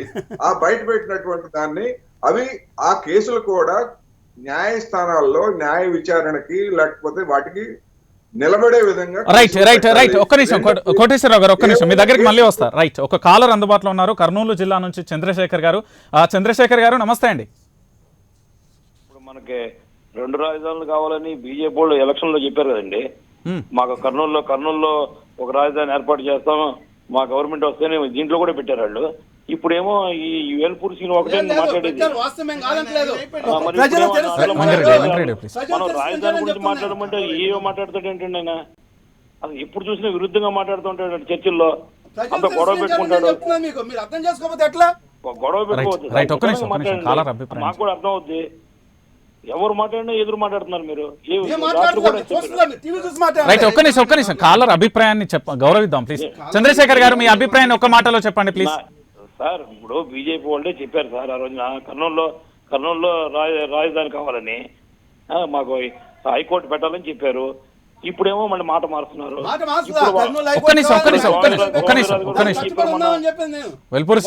వెల్పూరి శ్రీనివాస్ గారు ఒక్క నిమిషం వారి అభిప్రాయాన్ని చెప్పిన తర్వాత మీ అభిప్రాయాన్ని చెప్పండి. రైట్, మేము ఆపిన తర్వాత చెప్పానండి. ఏంటండి ఆయన మాట్లాడేది? కొద్దిగా ఆగమనండి. రైట్ రైట్ చంద్రశేఖర్ గారు ప్లీజ్ ప్లీజ్ ప్లీజ్. మేము ఇప్పుడు సోమవీర్రాజు గారు కూడా చెప్పారు మొన్న, మాకు హైకోర్టు అక్కడ షిఫ్ట్ చేస్తాం, మాకు ఏమి ఇది లేదని. ఆయన మాట్లాడినాడు. ఈయన తెలుగుదేశం వాళ్ళు మాట్లాడతాడండి. సోమవీర్రాజు గారు మన ఏబిఎన్ ఛానల్లో వెంకటకృష్ణ నీళ్లు తాగిపించాడండి. వెంకటకృష్ణ నీళ్లు తాగిపించాడు ఏబిఎన్ లో ఒక గంట సేపు. టీడీపీ వాళ్ళు మాట్లాడండి. రైట్ థ్యాంక్ యూ అండి. రైట్, మరో కలర్ కూడా అందుబాటులో ఉన్నారు మైలవరం నుంచి ఆనంద్ గారు నమస్తే అండి. అదే నమస్తే అండి. చెప్పండి. మాట్లాడేటప్పుడు మాట్లాడకపోమనండి కొంచెం. రైట్ మీ అభిప్రాయం చెప్పండి ప్లీజ్. అప్పుడు బీజేపీ 4 సంవత్సరాలు కలిసి ఉన్నప్పుడు మరి ఆ అవినీతి గురించి వాళ్ళని కూడా అడగరేంటి? వాళ్ళని నిలదీస్తానికి తడిచిపోతున్నాయి పట్ల అడగమనండి ఆయన కూడా నిలదీసి. రైట్, థ్యాంక్ యూ అండి. రైట్, మరో కలర్ కూడా అందుబాటులో ఉన్నారు అమెరికా నుంచి చైతన్య గారు. గుడ్ మార్నింగ్ అండి చైతన్య గారు. సార్ నా వాయిస్ ఆడిబుల్ ఉంది సార్? ఓకే మాట్లాడండి please. Yeah sir, good morning to the panel sir. నేను ఇక్కడ మల్టిపుల్ టాపిక్స్ డిస్కషన్ జరుగుతుంది. నేను ఒక పాయింట్కి స్టిక్ ఆన్ అవుదాం అనుకుంటున్నాను. ఏంటంటే కనుక ఇది ఇన్సైడర్ ట్రేడింగ్ ఎట్లా జరుగుతుంది, టీడీపీ ఎట్లా ఎంకరేజ్ చేసింది అనే టాపిక్ మీద వాట్ యు కాల్ ఒక డెలేల్ అనే ఒక ఆవిడ పిహెచ్డి చేసింది సార్ ఈ కాన్సెప్ట్ మీద. ఎప్పుడంటే ఐటీ డెవలప్మెంట్ జరుగుతున్నప్పుడు హైదరాబాద్ లో ఏ విధంగా చంద్రబాబు నాయుడు గారు వారి సొంత సామాజిక వర్గానికి, అంటే నేను సామాజిక వర్గాన్ని చెప్పడానికి నాకు సిగ్గుగా ఉంది, ఎందుకంటే మనం 21వ శతాబ్దంలో ఉన్నాం. కాకపోతే ఒక బయట దేశం లండన్ స్కూల్ ఆఫ్ ఎకనామిక్స్ లో పిహెచ్డి చేసిన ఒక పిహెచ్డి స్కాలర్ ఇండియా వచ్చి ఆవిడ థియరీని డిఫెండ్ చేసుకుని పిహెచ్డి తెచ్చుకుంది సార్. సో ఆవిడ ఏంటంటే చెప్పిన కాన్సెప్ట్ ఏంటంటే చంద్రబాబు నాయుడు గారు వారి సామాజిక వర్గాన్ని కాపాడుకుంటూ వారి తెలుగుదేశం సపోర్ట్ తీసుకుంటూ వాళ్ళకి ఇండైరెక్ట్ గా ఫేవర్ చేస్తారు అనే కాన్సెప్ట్ ఉన్నారు సార్. ఇది యూట్యూబ్ లోనే ఉంది, మీరు కూడా సర్చ్ చేసి తెచ్చుకోవచ్చు. So I don't feel surprised Chandrababu Naidu గారు or Telugu Desam party insider trading చేసిందంటే. దానికి రకరకాల ఫ్యాక్టర్స్ అండ్ మోర్ ఓవర్ రకరకాల ఆధారాలు కూడా దొరికినాయి. సో దీని ద్వారా ఏంటంటే దీన్ని మనం పక్కాగా ఫర్దర్ గా జస్టిఫికేషన్ చేసి ప్రతి ఆరోపణకి, ఏదైతే జరిగిన ప్రతి ఆరోపణకి నిజ నిర్ధారణ చేసి ప్రజల ముందు పెడితే గనక అప్పుడు ప్రజలకే తెలుస్తుంది వాట్ ఈస్ గోయింగ్ ఆన్ అనే దానికి. దీనికి మాత్రం గవర్నమెంట్ కొంచెం స్ట్రిక్ట్ యాక్షన్స్ తీసుకొని even they can use national investigation agencies, but fact అనేది జనాల ముందు పెడితే కనుక it will be very right. Thank you అండి. రైట్, మరో కాలర్ కూడా అందుబాటులో ఉన్నారు, విజయవాడ నుంచి సురేష్ గారు. నమస్తే అండి. రైట్ కోటేశ్వరరావు గారు, దీనికి సంబంధించి మీరు ఏదైతే చెప్తున్నారో కంటిన్యూ చేయండి ప్లీజ్. దీనికి సంబంధించి కేంద్ర ప్రభుత్వం దగ్గర నిజానికి రాష్ట్ర ప్రభుత్వం సీరియస్ గా ఉంటే కేంద్ర ప్రభుత్వాన్ని పదే పదే అడగొచ్చు. ఆ విధమైనటువంటి ఇబ్బంది ఏమిటో కేంద్ర ప్రభుత్వం, ఒకవేళ సిబిఐ ఎంక్వైరీకి చేయడానికి ఇబ్బంది ఏమైనా ఉంటే కేంద్ర ప్రభుత్వం కూడా సమాధానం చెప్తుంది. ఎక్కువ కాలం సాగదీయకూడదు. ఇప్పుడు సమస్య ఇప్పుడు ఈ రాజధాని భూముల్లో అవినీతి గురించి ఎత్తినప్పుడల్లా తాజా తర్వాత అంటే ఇప్పుడు వైసీపీ ప్రభుత్వ హయాంలో ఇళ్ల స్థలాలకు జరుగుతున్నటువంటి అవినీతిని తీసుకొస్తున్నారు. ఈ రెండింటిని ఒకదానికొకటి పోటీ పెట్టాల్సినటువంటి అవసరం లేదు. రెండింటి మీద విచారణ జరపాల్సినటువంటి అవసరం ఉన్నది. ఎందుకంటే అదేమి పెద్ద తెలియనిదేమీ కాదు. ఎక్కడ 5 లక్షల భూముల్ని 50 లక్షలకి అధికారులు సిఫార్సు చేసినా, లేకపోతే దానిలో లబ్ధిదారులు ఎవరనేటువంటిది, లేకపోతే ఆ అధికారులు ఎందుకు సిఫార్సు చేశారనేటువంటిది ఒకటి. ఇక్కడ పాయింట్ ఏంటంటే రాష్ట్ర ప్రభుత్వం మీద కక్ష సాధింపు అనేటువంటి ఒక విమర్శ ఉన్నది, అందులో పాక్షిక సత్యం కూడా ఉన్నది అనేటువంటిది ఒకటి. ఎందుకు అని చెప్తున్నానంటే ప్రజావేదికని కూల్చివేసినటువంటి రాష్ట్ర ప్రభుత్వము ఆ తర్వాత నదీ తీరాల్లో లేకపోతే నిబంధనలకు విరుద్ధంగా కట్టినటువంటి ఇతర కట్టడాల గురించి గత 16 నెలలుగా తీసుకున్నటువంటి చర్యలు ఏమిటి అనేటువంటిది ఒక ప్రధానమైనటువంటి అంశంగా ఉంది. అందుకని అంటే కొన్నిటి మీద తమకు ఆసక్తి కలిగినటువంటి వాటి మీద వేగంగా వ్యవహరించడం అది సరే, అది సహజంగానే ఉంటది. ఎందుకంటే సంక్షేమ పథకాలు కానీ లేకపోతే ఇంకోటి కానీ చేయొచ్చు, లేదు కొన్ని కేసుల విషయంలో కూడా ఉండొచ్చు. కానీ ఈ భూముల్ని ఆక్రమించి నదీ తీరాల్లో అక్రమ కట్టడాలు కట్టినటువంటి వాటి మీద జనానికి అనేకమైనటువంటి అనుమానాలు అప్పటి నుంచి ఉన్నాయి. ఆ రోజు నుంచి ఈ రోజు వరకు ఉన్నాయి, ఈ రోజు ఇంకా పెరుగుతున్నాయి. అందుకని మేము నిజాయితీగా ఉన్నామని చెప్పడమే కాదు, ఉన్నామని నిరూపించుకోవాలి, అలా కనిపించాలి. కనిపించేందుకు ప్రభుత్వం తీసుకుంటున్నటువంటి చర్యలు ఏమిటనేది వాళ్ళ ప్రధానమైనటువంటి అంశం. రైట్. మనకు కాలర్ అందుబాటులో ఉన్నారు, బళ్ళారి నుంచి రామకృష్ణ గారు. నమస్తే అండి. సార్ నమస్తే. ఇప్పుడు మన కోటేశ్వరరావు గారు చెప్తున్నారు నది పక్కన ఉన్నాయన్నీ అవి కోర్టులో వేసారు సార్. కోర్టులో తేలకుండా గవర్నమెంట్ పడగొట్టలేదు కదా, ఇది గవర్నమెంట్ ఆస్తి కాబట్టి దీన్ని పగలగొట్టారు. ఇప్పుడు కోర్టులో ఉన్నదాన్ని ఇప్పుడు ఎంక్వైరీ చేస్తేనేమో వాళ్ళు స్టేలు చేసుకుంటున్నారు. కోర్టు ఇప్పుడు సిట్ ఏర్పాటు చేసి అరెస్ట్ చేయండి అంటే వాళ్ళు కోర్టు ఏం చెప్తుంది, ఆఫ్ చేయండి, మీరు ఎంక్వైరీ చేయదంటుంది. ఏం న్యాయం అండి కోటేశ్వర గారు? మీరు కూడా అట్లా మాట్లాడతారు కదా, విశ్లేషకులు కదా మీరు. రైట్ మీ అభిప్రాయం చెప్పండి ప్లీజ్. కాదండి, ఇప్పుడు జరిగేది చెప్పాలి కదా, ఆయన విశ్లేషకులు కదా. ఏదన్నా జగన్మోహన్ రెడ్డి తీసుకుంటే రైట్ థ్యాంక్ యూ అండి. రైట్, మరో కాలర్ కూడా అందుబాటులో ఉన్నారు, హైదరాబాద్ నుంచి భరత్ చంద్ర గారు. నమస్తే అండి. నమస్తే సార్, చెప్పండి. ఇక్కడ ఒక విషయం ఏంటంటే రియల్ ఎస్టేట్ ని ఎంకరేజ్ చేయడం డెవలప్మెంట్ కాదు సార్. ఓకే, అందులో రాజధాని భూముల్ని ఖచ్చితంగా ఇన్సైడర్ ట్రేడింగ్ జరిగింది అంటున్నారు కాబట్టి ఖచ్చితంగా సిబిఐ ఎంక్వైరీ చేయాలా. ఆ ఎంక్వైరీలో ఖచ్చితంగా నిజాలన్నీ బయటకు వస్తాయి సార్. అది ఇప్పుడున్న ప్రెసెంట్ గవర్నమెంట్ చేసినా, ప్రీవియస్ గవర్నమెంట్ చేసినా, ఎవరు చేసినా ఖచ్చితంగా సిబిఐ ఎంక్వైరీ చేయాలి. అందులో ఖచ్చితంగా నిజాలు బయటకు తీయాలి. రియల్ ఎస్టేట్ ఎంకరేజ్ చేయడం అనేది ఖచ్చితంగా సరైన పద్ధతి కాదు. ఖచ్చితంగా అది అభివృద్ధికి వెనుకబాటుతనానికి నిదర్శనం అయిపోతుంది. ఇది నా అభిప్రాయం. Right, thank you. Right Jayaram గారు ప్లీజ్. యాక్చువల్గా ఏంటంటే ఏ ఇష్యూ జరిగినా కూడా ఈవెన్ మనకు పార్టీలను పక్కన పెట్టేస్తాయి. ఈరోజు ప్రభుత్వాల గురించి ఉంటే గత ప్రభుత్వం కానీ ఈ ప్రభుత్వం కానీ ఆరోపణలకు ప్రత్యారోపణలకు మాత్రమే ఇది స్కోప్ లేదు. ఇక్కడ ప్రజల పక్షాన కనుక నించున్నప్పుడు ప్రజలకు సమాధానంగా, ప్రజలకు సంజాయిషి ఇచ్చే సమాధానంగా చెప్పాల్సిన బాధ్యత ప్రభుత్వానికి ఉంది. ప్రభుత్వానికి సమాధానం చెప్పడంతో పాటు అవినీతి పరులను వెలికి తీయాలి. ఇంతకు ముందు కూడా నేను ఒకటి విషయం చెప్పదలుచుకున్నాను. తెలుగుదేశం పార్టీ ఈరోజు ప్రభుత్వానికి చుక్కెదురు అనేది ఒక స్టేట్మెంట్. ప్రభుత్వానికి ఎట్లా చుక్కెదురు? మీ తప్పులను కప్పిపుచ్చుకోవడం కోసం మీరు పారిపోతున్నారని కూడా ఎందుకు అనుకోకూడదు? నిజంగా కనుక తెలుగుదేశం పార్టీలో ఉన్న నాయకులు కనుక అంత గొప్ప వాళ్ళైతే, అంత నీతిమంతులైతే, అంత మహాత్ములైతే మా మీద ఎంక్వైరీ వేయండి అని అప్పుడప్పుడు చెప్తూ ఉంటారు. నిజంగా ఎంక్వైరీ వేస్తే మాత్రం మళ్ళీ కోర్టులకు వెళ్తుంటారు. అదేం పద్ధతి నాకు అర్థం కాదు. ఎంక్వైరీ అంటే లోకేష్ చాలాసార్లు చెప్పిండు, మీ దమ్ముంటే నిరూపించండి, దమ్ముంటే నిరూపించడానికే కదా ఎంక్వైరీ వేసేది, దమ్ముంటే నిరూపించే కదా కోర్టుకు వెళ్ళేది, దమ్ముంటే నిరూపించడానికే కదా ప్రజల ముందు పెట్టాల్సింది. మళ్ళీ అదే దమ్ము గురించి మాట్లాడుతూ మళ్ళీ వచ్చేసి మా మీద స్టేటస్ కో ఆర్డర్స్ తీసుకోవడం అని. అంటే ఈ దమ్ముల ధైర్యాలు ఎందుకు? ఎవరి కోసం దమ్ములు చెప్పాలా, ఎవరి కోసం ధైర్యాలు ఉండాలి? దమ్ములు ఎవరి కోసం ధైర్యం ఇదే అంటే సిగ్గు లేని మాటలు మాట్లాడుతున్నామా, మనము నీతి తమాలిన మాటలు మాట్లాడుతున్నామా, తప్పుడు పనులు చేసి ఆ తప్పులు కప్పిపుచ్చుకోవడం కోసం మళ్ళీ మనం వెళ్తున్నామా? కోర్టులో గుండా శ్రీనివాస్ గారు మీరు వినండి, నేను మీ తెలుగుదేశం పార్టీ నాయకుని కాదు, వినండి మీరు ఫస్ట్ మనం ఏం చెప్తున్నాం, ప్రజల పక్షాన నించోని కనుకున్నట్టే నేను పదే చెప్తున్నాను, ఇన్సైడ్ ట్రేడింగ్ ఇక్కడ జరిగినట్టే వైజాగ్ లో జరుగుతుంది. వైజాగ్ లో జరుగుతున్న ఇన్సైడ్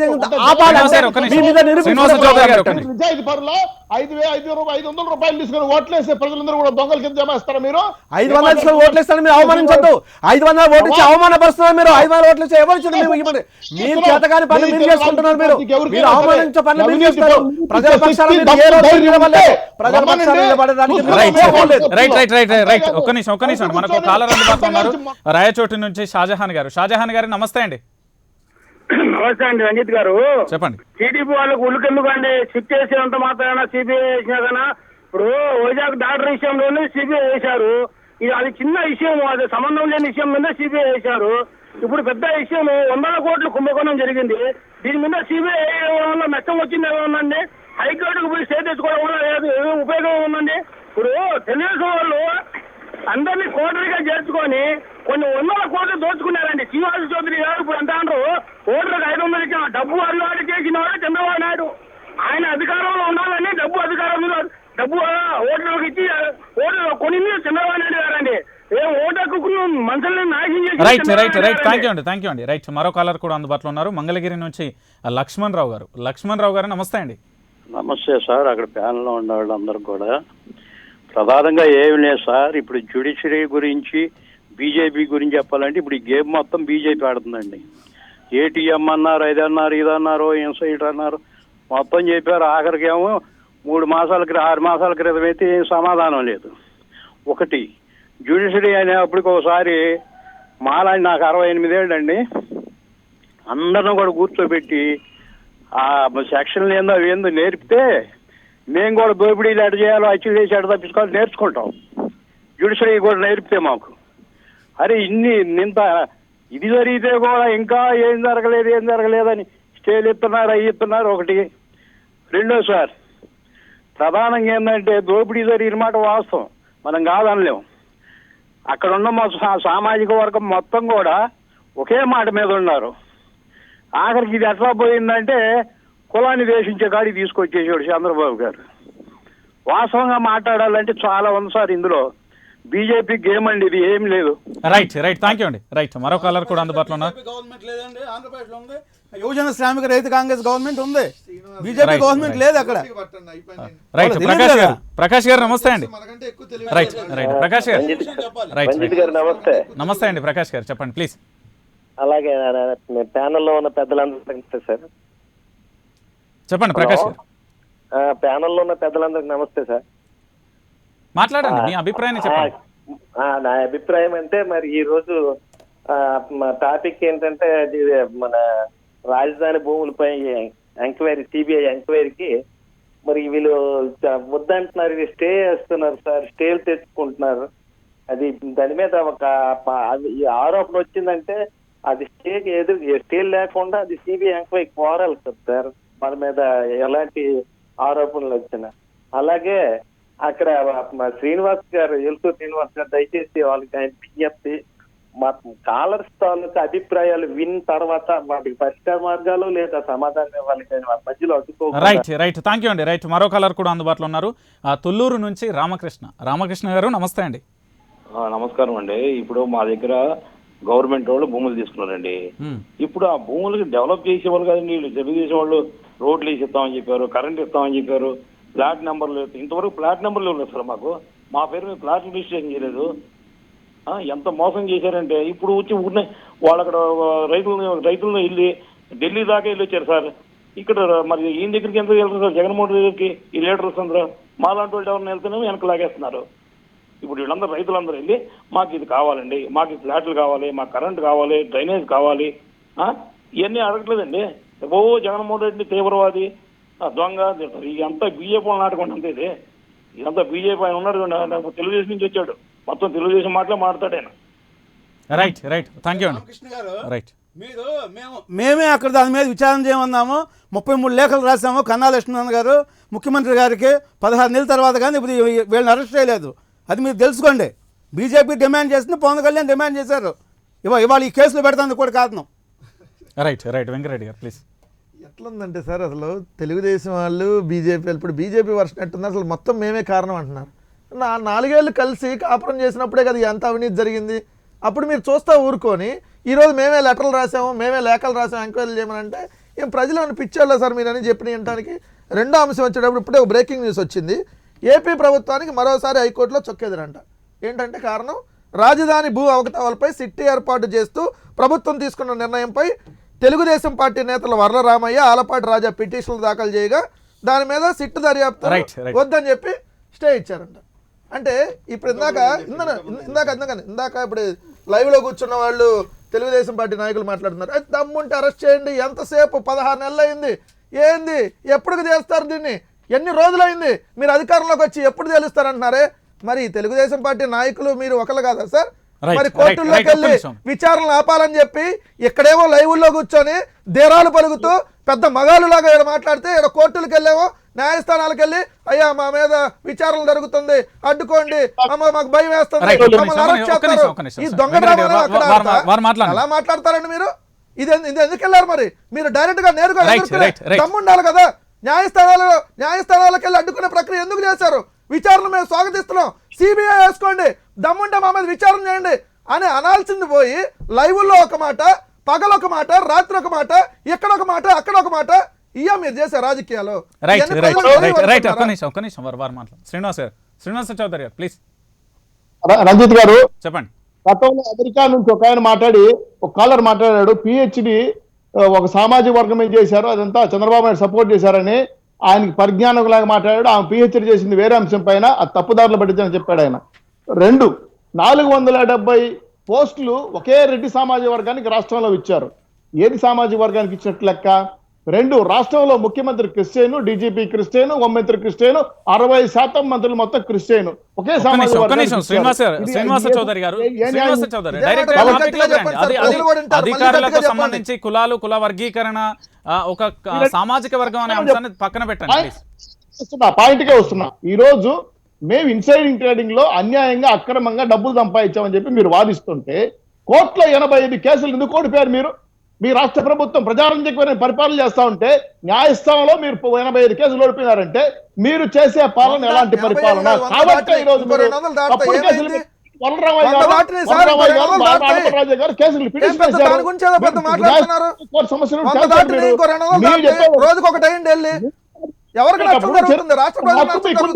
మీరు చేయండి చూద్దాం.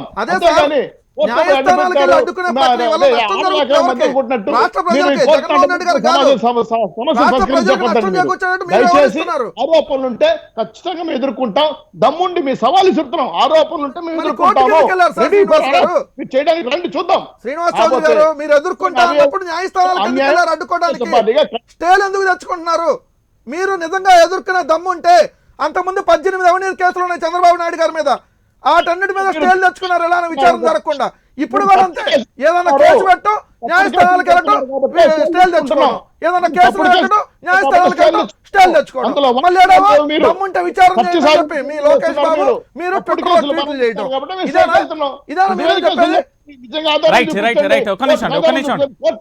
చెప్తుంది.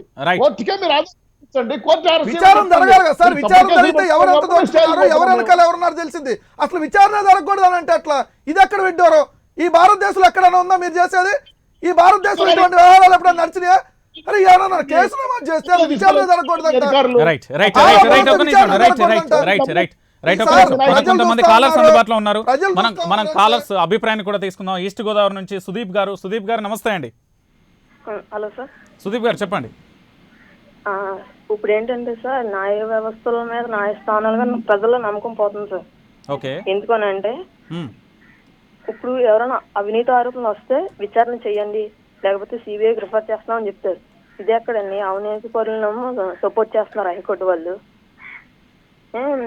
ఒక డాక్టర్ సుధాకర్ కేసుని సిబిఐకి ఇచ్చారు. అలాగే మన ఇక్కడ ఎవరు రమేష్ హాస్పిటల్లో జరిగిన దానికి 10 మంది ప్రాణాలు పోయిన వాళ్ళకి సిబిఐ కేసు ఇవ్వచ్చు కదా, ఎవరు అలాంటి వాటిలో మాట్లాడరు. కానీ అవినీతి కేసుల్లో ఇరుక్కున్న వాళ్ళకి మాత్రం స్టేలు మాత్రం చక్కగా ఇస్తారు, ఎందుకో తెలియదు. రైట్, థ్యాంక్ యూ అండి. రైట్, మరో కాలర్ కూడా అందుబాటులో పశ్చిమ గోదావరి జిల్లా నుంచి శ్రీనివాస్ గారు. శ్రీనివాస్ గారు నమస్తే అండి. సార్ నమస్తే అండి. చెప్పండి శ్రీనివాస్ గారు. అక్కడ తప్పుడు కేసులు అంటున్నారు. తప్పుడు కేసులు అయితే అది ప్రూవ్ చేయాల్సింది ఎవరు? హైకోర్టా లేకపోతే వీళ్ళే స్టే తెచ్చేసుకుంటారా? వెళ్ళి ముందే స్టే ఎందుకు తెచ్చుకుంటున్నారు? ఆ భయం వేసేగా స్టే తెచ్చుకునేది. భయం లేనో లేదు. ఇప్పుడు జగన్మోహన్ రెడ్డి గారు 16 నెలలు జైల్లో ఉండి వచ్చారు. ఆయన దర్యాప్తుకి పూర్తిగా సహకరించారు, అవునా కదా?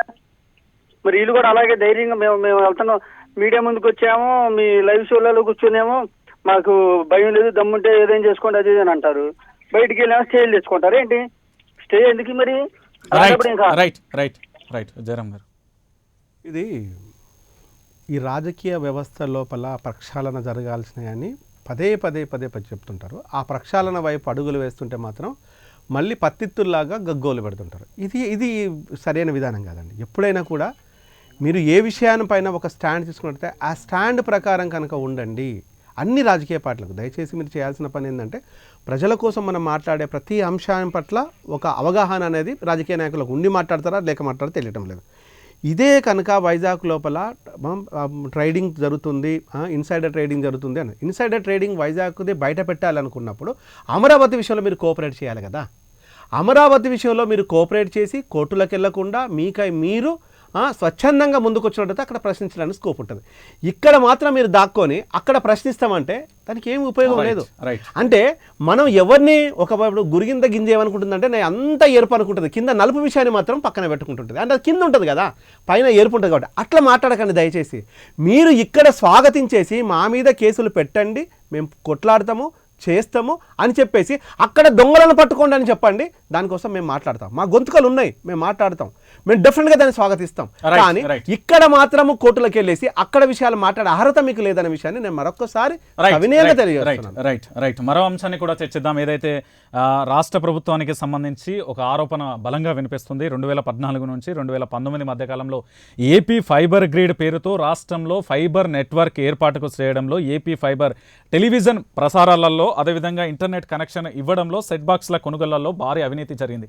ఆ అవినీతి కూడా భారీ స్థాయిలో ఉంది. దాదాపు 2,000 కోట్ల రూపాయల పైమాటే అంటూ కూడా ఆరోపణ వినిపిస్తోంది.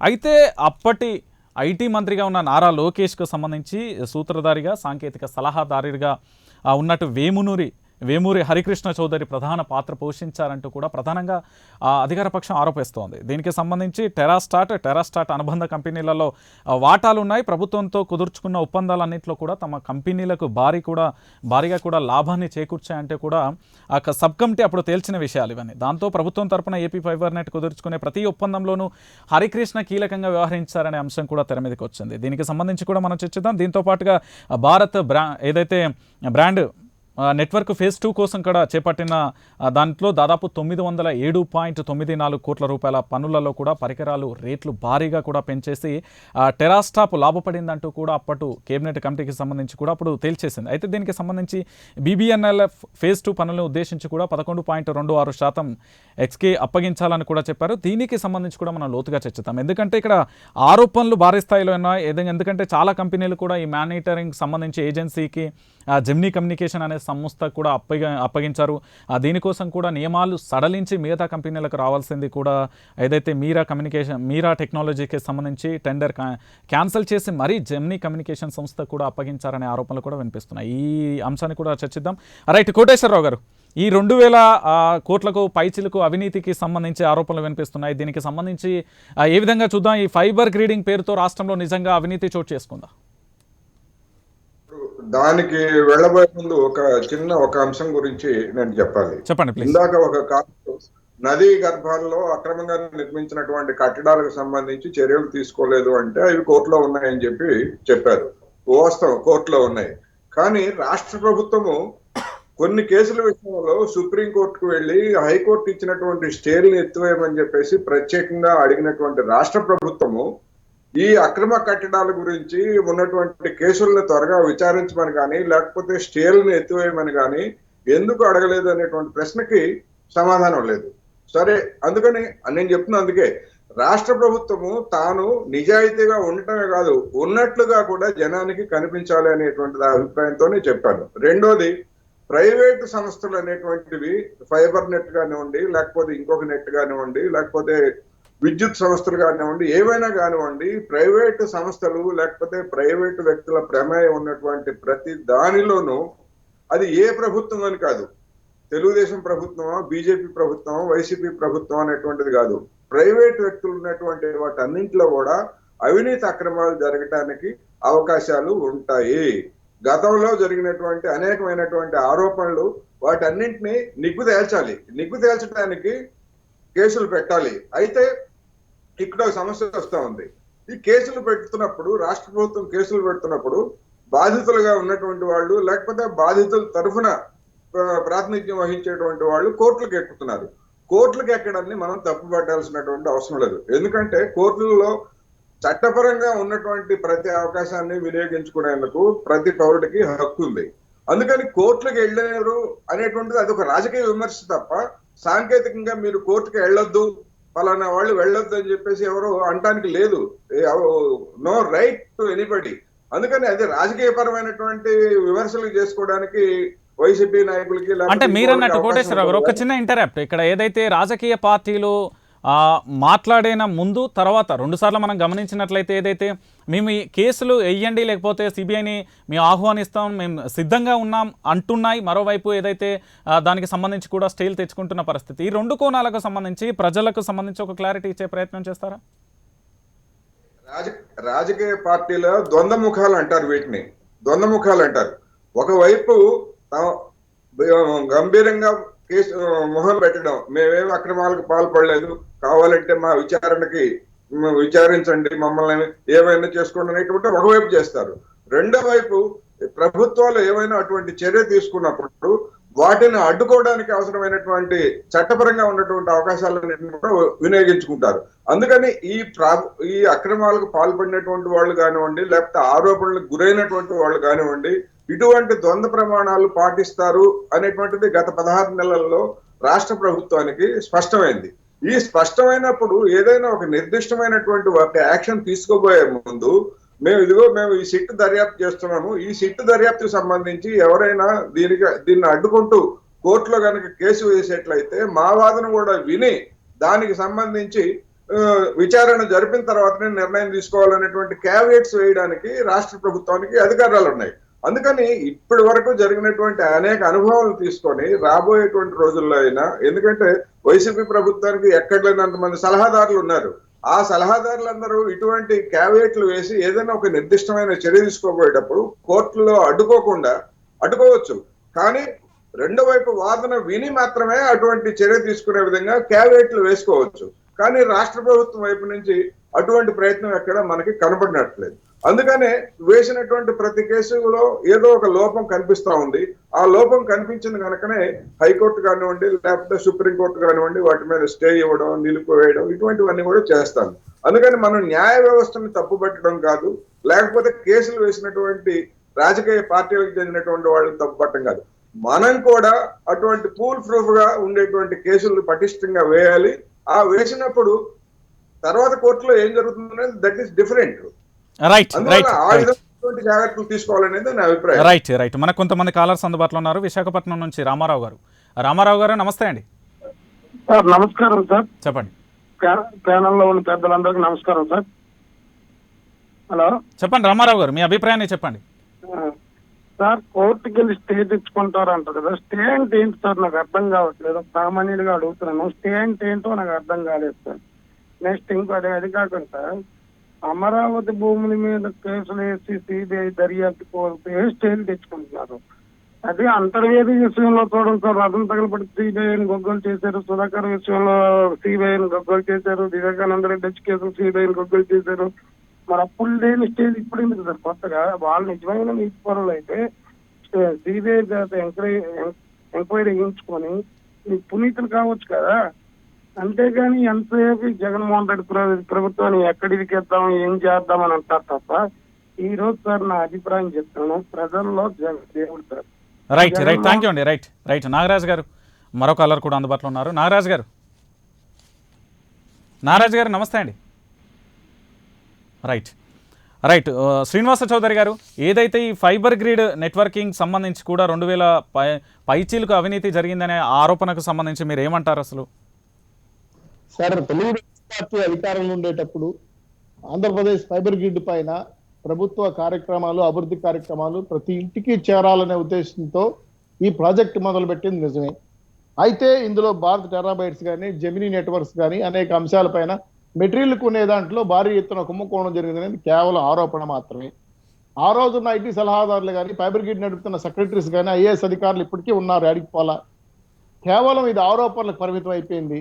రాష్ట్ర ప్రభుత్వం ప్రతిష్టాత్మకంగా ఆ రోజుల్లో ఏబీ ఫైబర్ గ్రిడ్ తక్కువ ఖర్చుకి ఫోను, టీవీ అలాగే అనేక అంశాలు దృష్టిలో పెట్టుకొని కార్యక్రమాలను ప్రచారం చేయాలని చేస్తున్నటువంటి ప్రయోగాన్ని అప్పుడు ప్రయత్నించాం. తర్వాత ఈ రాష్ట్ర ప్రభుత్వం, కొత్తగా వచ్చిన ప్రభుత్వం దాన్ని నీరుగార్చేశారు. ఇది ఆరోపణలకు మేము సమాధానాలు చెప్పాలంటే సాధ్యం కాదు. ఎందుకంటే 2000 కోట్ల రూపాయలు కుంభకోణం is not a silly issue. 16 నెలలుగా వాళ్ళు అధికారంలో ఉన్నారు. ఇప్పటికే ఎన్నో ఎన్క్వైరీలు వేసి దాని సంగతి తేల్చేస్తుంటారు నిజంగా జరుగుంటే. కాబట్టి ఎటువంటి అవినీతి అక్రమాలు జరగలేదు. లోకేష్ గారు చాలా ట్రాన్స్పరెంటల్ గా టెండర్ల ద్వారా, అక్కడున్న ఐటీ సలహాల ద్వారా ఏపీ ఫైబర్ గ్రిడ్ ని బ్రహ్మాండంగా అభివృద్ధి చేయాలనుకునేది వాస్తవం నిజమే. కానీ అభివృద్ధి మధ్యలో ఆగిపోయింది.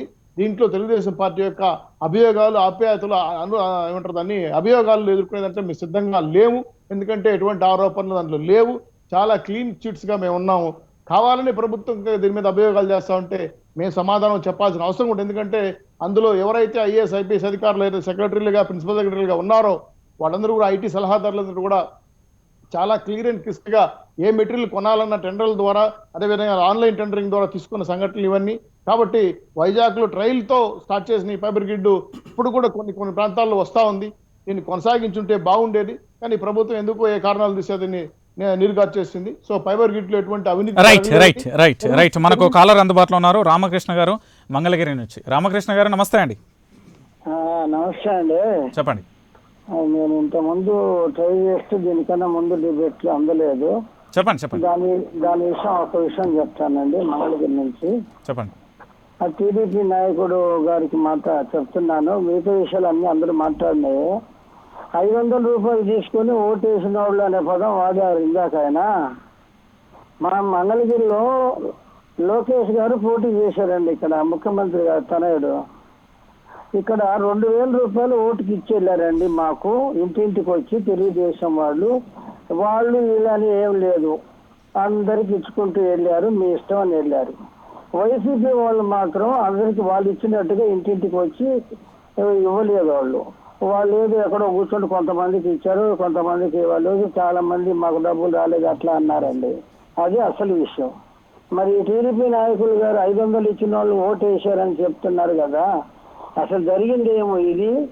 రైట్ రైట్ థ్యాంక్ యూ అండి. రైట్ మరో కాలర్ కూడా అందుబాటులో ఉన్నారు, విజయవాడ నుంచి సురేష్ గారు నమస్తే అండి. నమస్తే అండి రంజిత్ గారు. చెప్పండి. అక్కడ ప్యానల్ నమస్కారం అండి. హలో చెప్పండి సురేష్ గారు, మీ అభిప్రాయం చెప్పండి ప్లీజ్. అట్లాగే సార్, ఇప్పుడు దాని మీద సిట్ వేసారు, ఎంక్వైరీ చేశారు, ఇన్సైడ్ ట్రైనింగ్ జరిగిందని తెలిసిపోతా ఉంది అందరు జనాలందరికీ. స్టేట్ దమ్ము ధైర్యం ఉంది మాకు, మీ దమ్ముంటే నిరూపించండి అంటారు.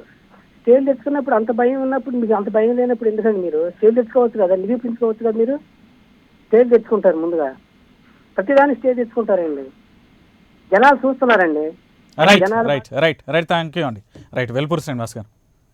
రైట్ ఒక కాలర్ అందుబాటులో ఉన్నారు, అనంతపురం నుంచి సురేష్ గారు నమస్తే అండి. నమస్తే. చెప్పండి సురేష్ గారు. చెప్పండి సురేష్ గారు.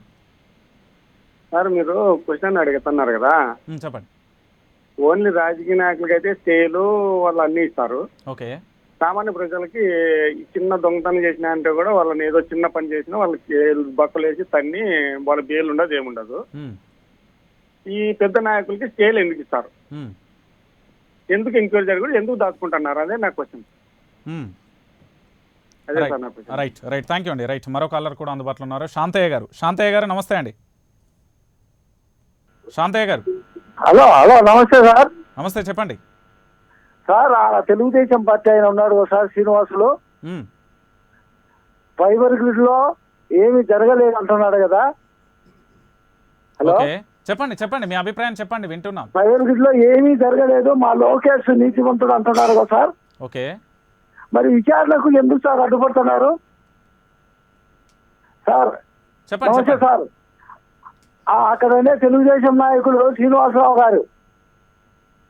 రైట్, థ్యాంక్ యూ అండి. రైట్, మరో కాలర్ కూడా అందుబాటులో ఉన్నారు, వైజాగ్ నుంచి జగన్మోహన్ రావు గారు. జగన్మోహన్ రావు గారు నమస్తే అండి. నమస్కారం సార్. చెప్పండి, మీ టీవీ వాల్యూమ్ మీట్లో పెట్టి మాట్లాడండి.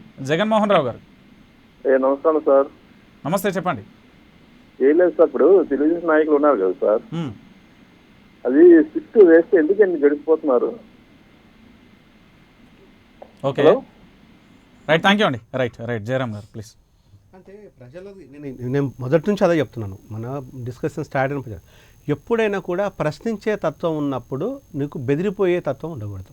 నువ్వు స్ట్రాంగ్గా నిలబడేసి అక్కడ కూర్చొని ఈ తప్పులు జరుగుతున్నప్పుడు నిరూపించాలని అడిగినప్పుడు ఇవాళ మొదటిసారి నేను అన్నది కాదు, తెలుగుదేశం పార్టీలో అనేక మంది నాయకులు ఇదే ప్రశ్నను వేశారు, ప్రభుత్వానికి వేశారు. ప్రభుత్వాన్ని మేము కూడా అడిగాం, మీరు వాళ్ళు అడుగుతున్నా కొద్దీ మీరు ఎందుకు చేయడం లేదు, మీకున్న బాధ ఏంది అని మేము పదే అడిగాం. ఇదే డయాస్ నుంచి అనేక డయాస్ల నుంచి చాలాసార్లు అడిగాం. అడుగుతున్నప్పుడు ఇప్పుడు వెళ్ళినప్పుడు మీరు మళ్ళీ పదే మళ్ళీ పోయి మీరు దాన్ని ఎందుకు స్టేటస్కో తెచ్చుకుంటున్నారు? దానివల్ల ఏ ప్రయోజనాలు వస్తున్నాయి అంటే రేపు ప్రశ్నించాల్సిన గొంతుకలు మీరు పారిపోతుంటే రేపు వైజాగ్లో జరుగుతున్న విషయం లోపల అక్కడ కూడా కుంభకోణం జరుగుతుందని చెప్తున్నాం, మేము చెప్తున్నాం. నిజంగా అక్కడ కుంభకోణం జరుగుతున్న మేము చెప్తున్నప్పుడు మీరు దాన్ని ప్రశ్నించడానికి పారిపోవడానికి రేపు మీకు అర్హత మీరు కోల్పోతున్నట్టు కదా. ప్రజలు రేపు మీరు ప్రశ్నించడానికి మీరు ముందు లేతున్నప్పుడు అక్కడ ప్రశ్నించే హక్కు మీకు ఏముంటుంది? ఇక్కడ మీరు కోఆపరేట్ చేయటం లేదు, అక్కడ ప్రశ్నించలేరు. అదే చెప్తున్నాం, పదే చెప్తున్నప్పుడు ఏ విషయంలో రాజకీయ నాయకులు కానీ బ్యూరోక్రాట్స్ కానీ మన దేశం లోపల శిక్షలు పడ్డ దాఖలాలు చాలా తక్కువ. అంటే ఫైనాన్షియల్గా ఎంత దోపిడైనా చేయని కనుక ఒక 4 రోజులు 10 రోజులు జైల్లో ఉంటూ సరిపోతుంది కదా.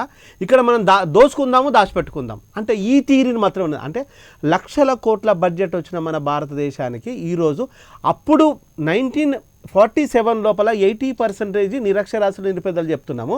ఇప్పుడు 2020లో కూడా నిరక్షరాస్యులు నిరుపేద 80% చెప్తున్నాం.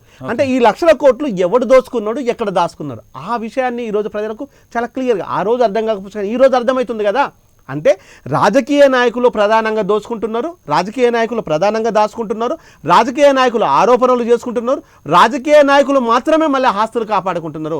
అదే సామాన్యుడు కనుక ఒక పిక్ ప్యాకెట్ని కనుక మనం చూసినట్టు అయితే ఆ పిక్ ప్యాకెట్ కనుక అప్పటికప్పుడు తీసుకుపోయి వాడిని ముందు పెట్టేసి వాడి మీద నల్ల ముసుగులేసి వాడిని కహానీలు చెప్పేసి పరిపాలన లైవ్లు పెట్టేస్తుంటారు. వన్ మోర్ థింగ్ రంజిత్, ఇంకొకటి థింగ్ ఏంటంటే నేను అదే చెప్తున్నాను, ఈవెన్ దళితులలో కూడా ఎదిగిన వాడు ఈరోజు పే బ్యాక్ టు అంబేద్కర్ గారి పుణ్యమా అంటూ ఆయన పుణ్యమా అంటూ చదువుకున్న ఇదే దళితులు, ఆయనను పదే చెప్పుకున్న ఈ దళితులు మళ్ళీ ఎదిగిన వాడిని దోచుకుంటున్నారు, దాచుకుంటున్నారు. అంటే ఇది ఎక్కడైనా నీతి మాలిన విషయమే తప్పితే ఎక్కడైనా ఉందా? ఈరోజు డాక్టర్లు అనే వాళ్ళు కొంతమంది ప్రభుత్వ ఉద్యోగాలు చేసుకుంటా కూడా మళ్ళీ ప్రజల సొమ్మును ఏమని చెప్పుకోవాలి? రైట్, వెల్పూరి శ్రీనివాస్ గారు, ఏంది అసలు ఈ ఫైబర్ గ్రిడ్కి సంబంధించి వ్యవహారానికి సంబంధించి అవినీతి ఆరోపణలు వస్తున్నాయి, దీన్ని ఏ విధంగా చూస్తుంది భారతీయ జనతా? ఫైబర్ గ్రిడ్లో అవినీతి జరిగిందన్న 2000 కోట్లు, మొత్తం 6 లక్షల కోట్ల అవినీతి. ఆ 2000 కోట్లలో ఇమ్మీడియట్గా ఎవరైతే దొంగలు ఉన్నారో వాళ్ళ మీద కేసులు పెట్టవచ్చు. జగన్మోహన్ రెడ్డి గారు ఏమి స్టేలు తెచ్చుకోలేదు, ఆయన 16 నెలలు జైల్లో ఉన్నాడు. మీరు కూడా స్టేలు తెచ్చుకోకుండా జైల్లో ఉండే ఆయన ఆదేశం తీసుకోండి జగన్మోహన్ రెడ్డి గారిని. మీరు ఎందుకు మీరు స్టేలు అని తెచ్చుకోకూడదు? సంవత్సరం పాటు జైల్లో కేసు పెట్టినప్పుడు జైల్లో ఉండండి.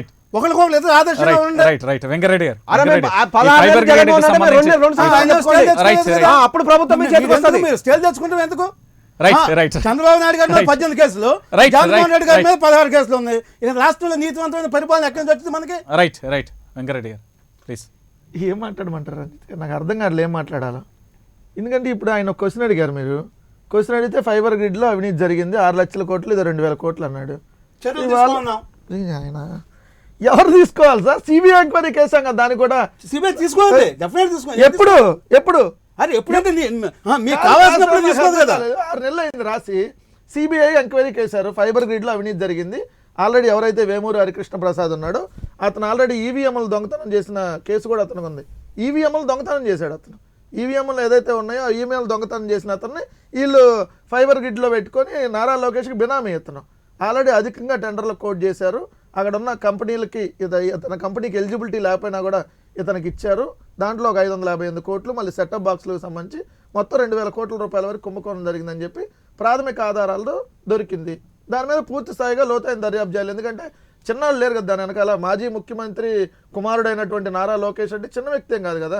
మళ్ళీ మేము ఇక్కడ సిఐడి ఎంక్వైరీలో సిట్లో వేసి దీంతో మేము నిజాలు దగ్గర చేస్తే దీని మీద కక్ష సాధింపు అంటారు కదా.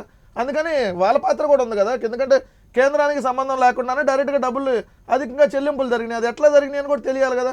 ఇవన్నీ దాని మీద సిబిఐకి ఇచ్చాం. ఇస్తే దాని గురించి ఆయన మాట్లాడుకుంటూ జరిగిందో లేదో నాకు ఎంత ఉందంటే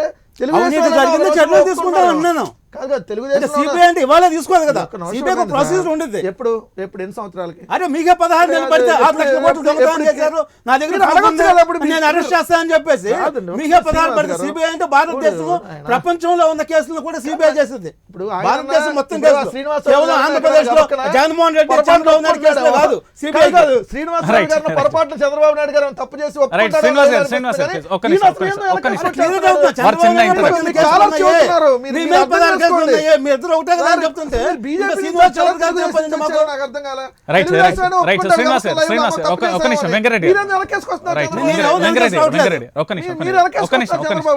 గారు ప్లీజ్. శ్రీనివాస చౌదరి గారు సార్ ఇప్పుడు ప్రధానమంత్రి గారు అప్పుడు వచ్చి పోలవరాన్ని ఏటీఎం అన్నారు. ఫైబర్ గ్రిడ్ లో విద్యుత్ ఒప్పందాలపైన అభివృద్ధి జరిగిందన్నారు. అమరావతిలో అధికం చెప్పారు. అన్ని వాళ్ళు చెప్పిందే. మళ్ళీ విద్యుత్ ఒప్పందాల్లో ఏం అవినీతి జరగలేదని చెప్పారు. పోలవరంలో కూడా ఎటువంటి అవినీతి జరగలేదని చెప్పారు. ట్రాన్స్పోర్ట్ లో జరిగిందని చెప్పారు. సేమ్ కంపెనీకి వైసీపీ టెండర్లు ఇచ్చారు. ఇవన్నీ కేవలం ఆరోపణలు పెట్టుకోవడానికి, ఎదురు పార్టీని బ్లేమ్ చేయడానికి తప్ప ఎటువంటి అబ్జెక్షన్ కలిగిన అంశాలు, నిర్ధారించిన అంశాలు ఏవి నాకు కనబడట్లా. రెండు నిజంగా అవినీతి జరిగిన 6 లక్షల కోట్ల రూపాయలు అవినీతి అంటే నాకు తెలియదండి. రాష్ట్ర బడ్జెట్ అని సార్, రాష్ట్ర బడ్జెట్ అని సార్ మనకి 1,50,000 కోట్లు స్టార్ట్ అయ్యి 2 లక్షలు చేరుకోగా దాటలేదు. మనం 6 లక్షల రూపాయలు అంటే మనకి మెంగనే మెతికలేకపోతే మీసాల సంబంధం ఏంటంటే ఏముంది నాకు అర్థం కాలేదు.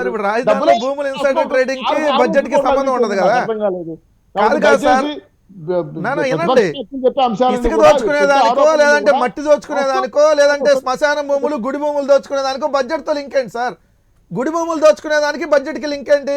అమరావతి భూములకి బడ్జెట్ కి లింక్ ఏంది? చెప్పండి నాకు అర్థం కాల. ఇసుకకి బడ్జెట్ కి లింక్ ఏంది? ఇసుక దోచుకునేదానికి బడ్జెట్ కి లింక్ ఎప్పుడు? అన్ని రాష్ట్రాలు, శ్రీకాకుళం నుంచి విజయనగరం నుంచి విశాఖపట్నం కొద్ది రోజులే కూడా ఇళ్ల పట్టాల మీద పెద్ద ఎత్తున రియల్ ఎస్టేట్ వ్యాపారం చేసి న్యాయస్థానాలకు వెళ్ళండి. మీ దగ్గర ఆధారాలు ఉంటే కాదు. కా శ్రీనివాస్ చౌదరి గారు ఇళ్ల పట్టాల్లో అవినీతి జరిగిందో ఇంకో చోట జరిగిందని మీరు భావిస్తే మీ దగ్గర ఆధారాలు ఉంటే న్యాయస్థానాలకు వెళ్ళండి. వాళ్ళని అడగండి సిబిఐ ఏమని. మేము స్వాగతిస్తున్నాం. ఎందుకు మీరు తొందర ఎందుకు పడతారు? హైకోర్టుకి వెళ్ళా. మీ ముఖ్యమంత్రి గారు అసలు పోరు, మాట్లాడరు. మంత్రులు ఆల్మోస్ట్ వాళ్ళు కేసులు వేయడానికి ముందు రారు. కామెడీ అంటే మీరు మాట్లాడడానికి ఎక్కడ ఉంది సార్? పక్క రాష్ట్రం పారిపోయి కోటేశ్వరరావు గారు ఫైనల్ గా ఏం చెప్తారు? ముఖ్యమంత్రి గారి గురించి మాట్లాడాలి. ముందు మీ కార్యకర్తల గురించి మీరు పట్టించుకోండి. కార్యకర్తల గురించి పట్టించుకోండి. మీ ద్వారా ఆస్తులు అమ్ముకున్న వాళ్ళ గురించి ముందు మీరు పట్టించుకోండి. మిమ్మల్ని నాశనమైన వాళ్ళ గురించి ముందు మీరు ఆలోచించండి. తెలుగుదేశం పార్టీని నమ్ముకొని తెలుగుదేశం పార్టీ వాళ్ళు ఈ రోజు జైలుకు పోతున్నా వాళ్ళ గురించి మీరు ఆలోచించుకోండి. వాళ్ళందరూ ఇరుక్కుంటున్నారు కదా. మీకేమో 90% తప్పు చేసినట్టు జైలుకి వెళ్ళాల్సిందే. దానికి తప్పు చేసినట్టు జైలుకి వెళ్ళాలి.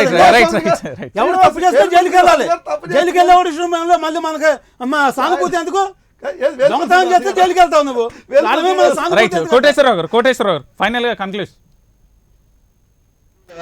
ఏదైనా కానీ పెద్ద స్వభావం అంటే ఎక్కువ మొత్తంలో అవినీతి జరిగింది అనేటువంటి ఆరోపణలు వచ్చినప్పుడు కానీ, లేకపోతే దానికి ప్రాథమిక ఆధారాలు దొరికినప్పుడు కానీ విచారణ జరిపించడానికి సిబిఐ అయినా లేకపోతే ఇంకోటైనా సిద్ధంగా ఉండాలి రాష్ట్ర ప్రభుత్వం. ఎందుకంటే ఒక కేరళలో బంగారం కేసు విషయంలో రాష్ట్ర ప్రభుత్వానికి సంబంధం లేకపోయినా ఆ రాష్ట్ర ప్రభుత్వం మీద ఆరోపణలు వస్తున్న నేపథ్యంలో మీ ఇష్టం వచ్చినటువంటి కేంద్ర సంస్థతో దర్యాప్తు జరపమని చెప్పేసి కేరళ ప్రభుత్వం కేంద్రానికి లేఖ రాసింది. అదే విధంగా ఇక్కడ ఆంధ్రప్రదేశ్ కి సంబంధించినటువంటి అవినీతి, అది భూములు కావచ్చు, ఫైబర్ నెట్ కావచ్చు, మరొకటి కావచ్చు, వీటన్నిటి మీద విచారణ జరిపించడానికి రాష్ట్ర ప్రభుత్వం కూడా కేంద్రాన్ని డిమాండ్ చేయొచ్చు, లేదా తానే విచారణ జరిపి న్యాయంగా చట్టబద్ధంగా శిక్షించడానికి అవసరమైనటువంటి చర్యలు తీసుకోవచ్చు అనేది నా అభిప్రాయం. రైట్ జయరామ్ గారు ఫైనల్గా. ప్రశ్నించగలిగిన వాడికి ఎప్పుడైనా కూడా తప్పులు ఉండొచ్చు లేకపోవచ్చు తర్వాత విషయం.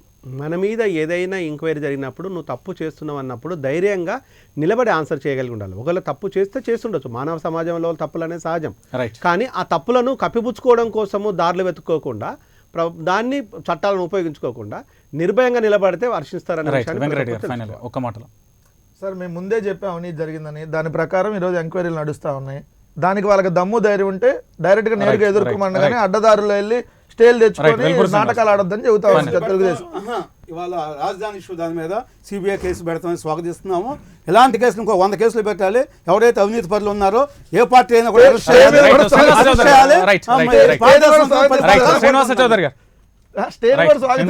చెప్పండి. రాష్ట్ర ప్రభుత్వం పెట్టే కేసులన్నింటిలో కూడా సత్తా లేదు, అందుకే వాళ్ళు ఓడిపోతున్నారు. ఈనాటి జనగలం చర్చ కార్యక్రమంలో పాల్గొన్న జయరామ్ గారికి, వెంకటరెడ్డి గారికి, వెల్పూరి శ్రీనివాస్ గారికి, అదేవిధంగా శ్రీనివాస చౌదరి గారికి, అదేవిధంగా కోటేశ్వరరావు గారికి, అదేవిధంగా కాలర్స్ అందరికీ కూడా పేరు పేరున కృతజ్ఞతలు. ఇక మొత్తంగా చూస్తున్నాం ఏదైతే ఏసీబీ కేసు నమోదు చేసింది ఇన్సైడర్ ట్రేడింగ్ కు సంబంధించి కూడా మరికొన్ని రోజులలో నిజాలైతే బయటపడబోతున్నాయి. ఈ ఇన్సైడ్ ట్రేడింగ్ కు సంబంధించి అమరావతి చుట్టే ఉచ్చైతే వీచింది. దీనికి సంబంధించి రాజకీయ నాయకులు ఒకరిపై ఒకరు ఆరోపణలు చేస్తున్నారు. ఆరోపణలలో నిజాలు ఎంత అనేది కూడా బయటికి రాబోతుంది. ఇది ఈనాటి జనగలం చర్చా కార్యక్రమం. చూస్తూనే ఉండండి ప్రైమ్9 న్యూస్. నిజం ఇదే మైజం. Signing off.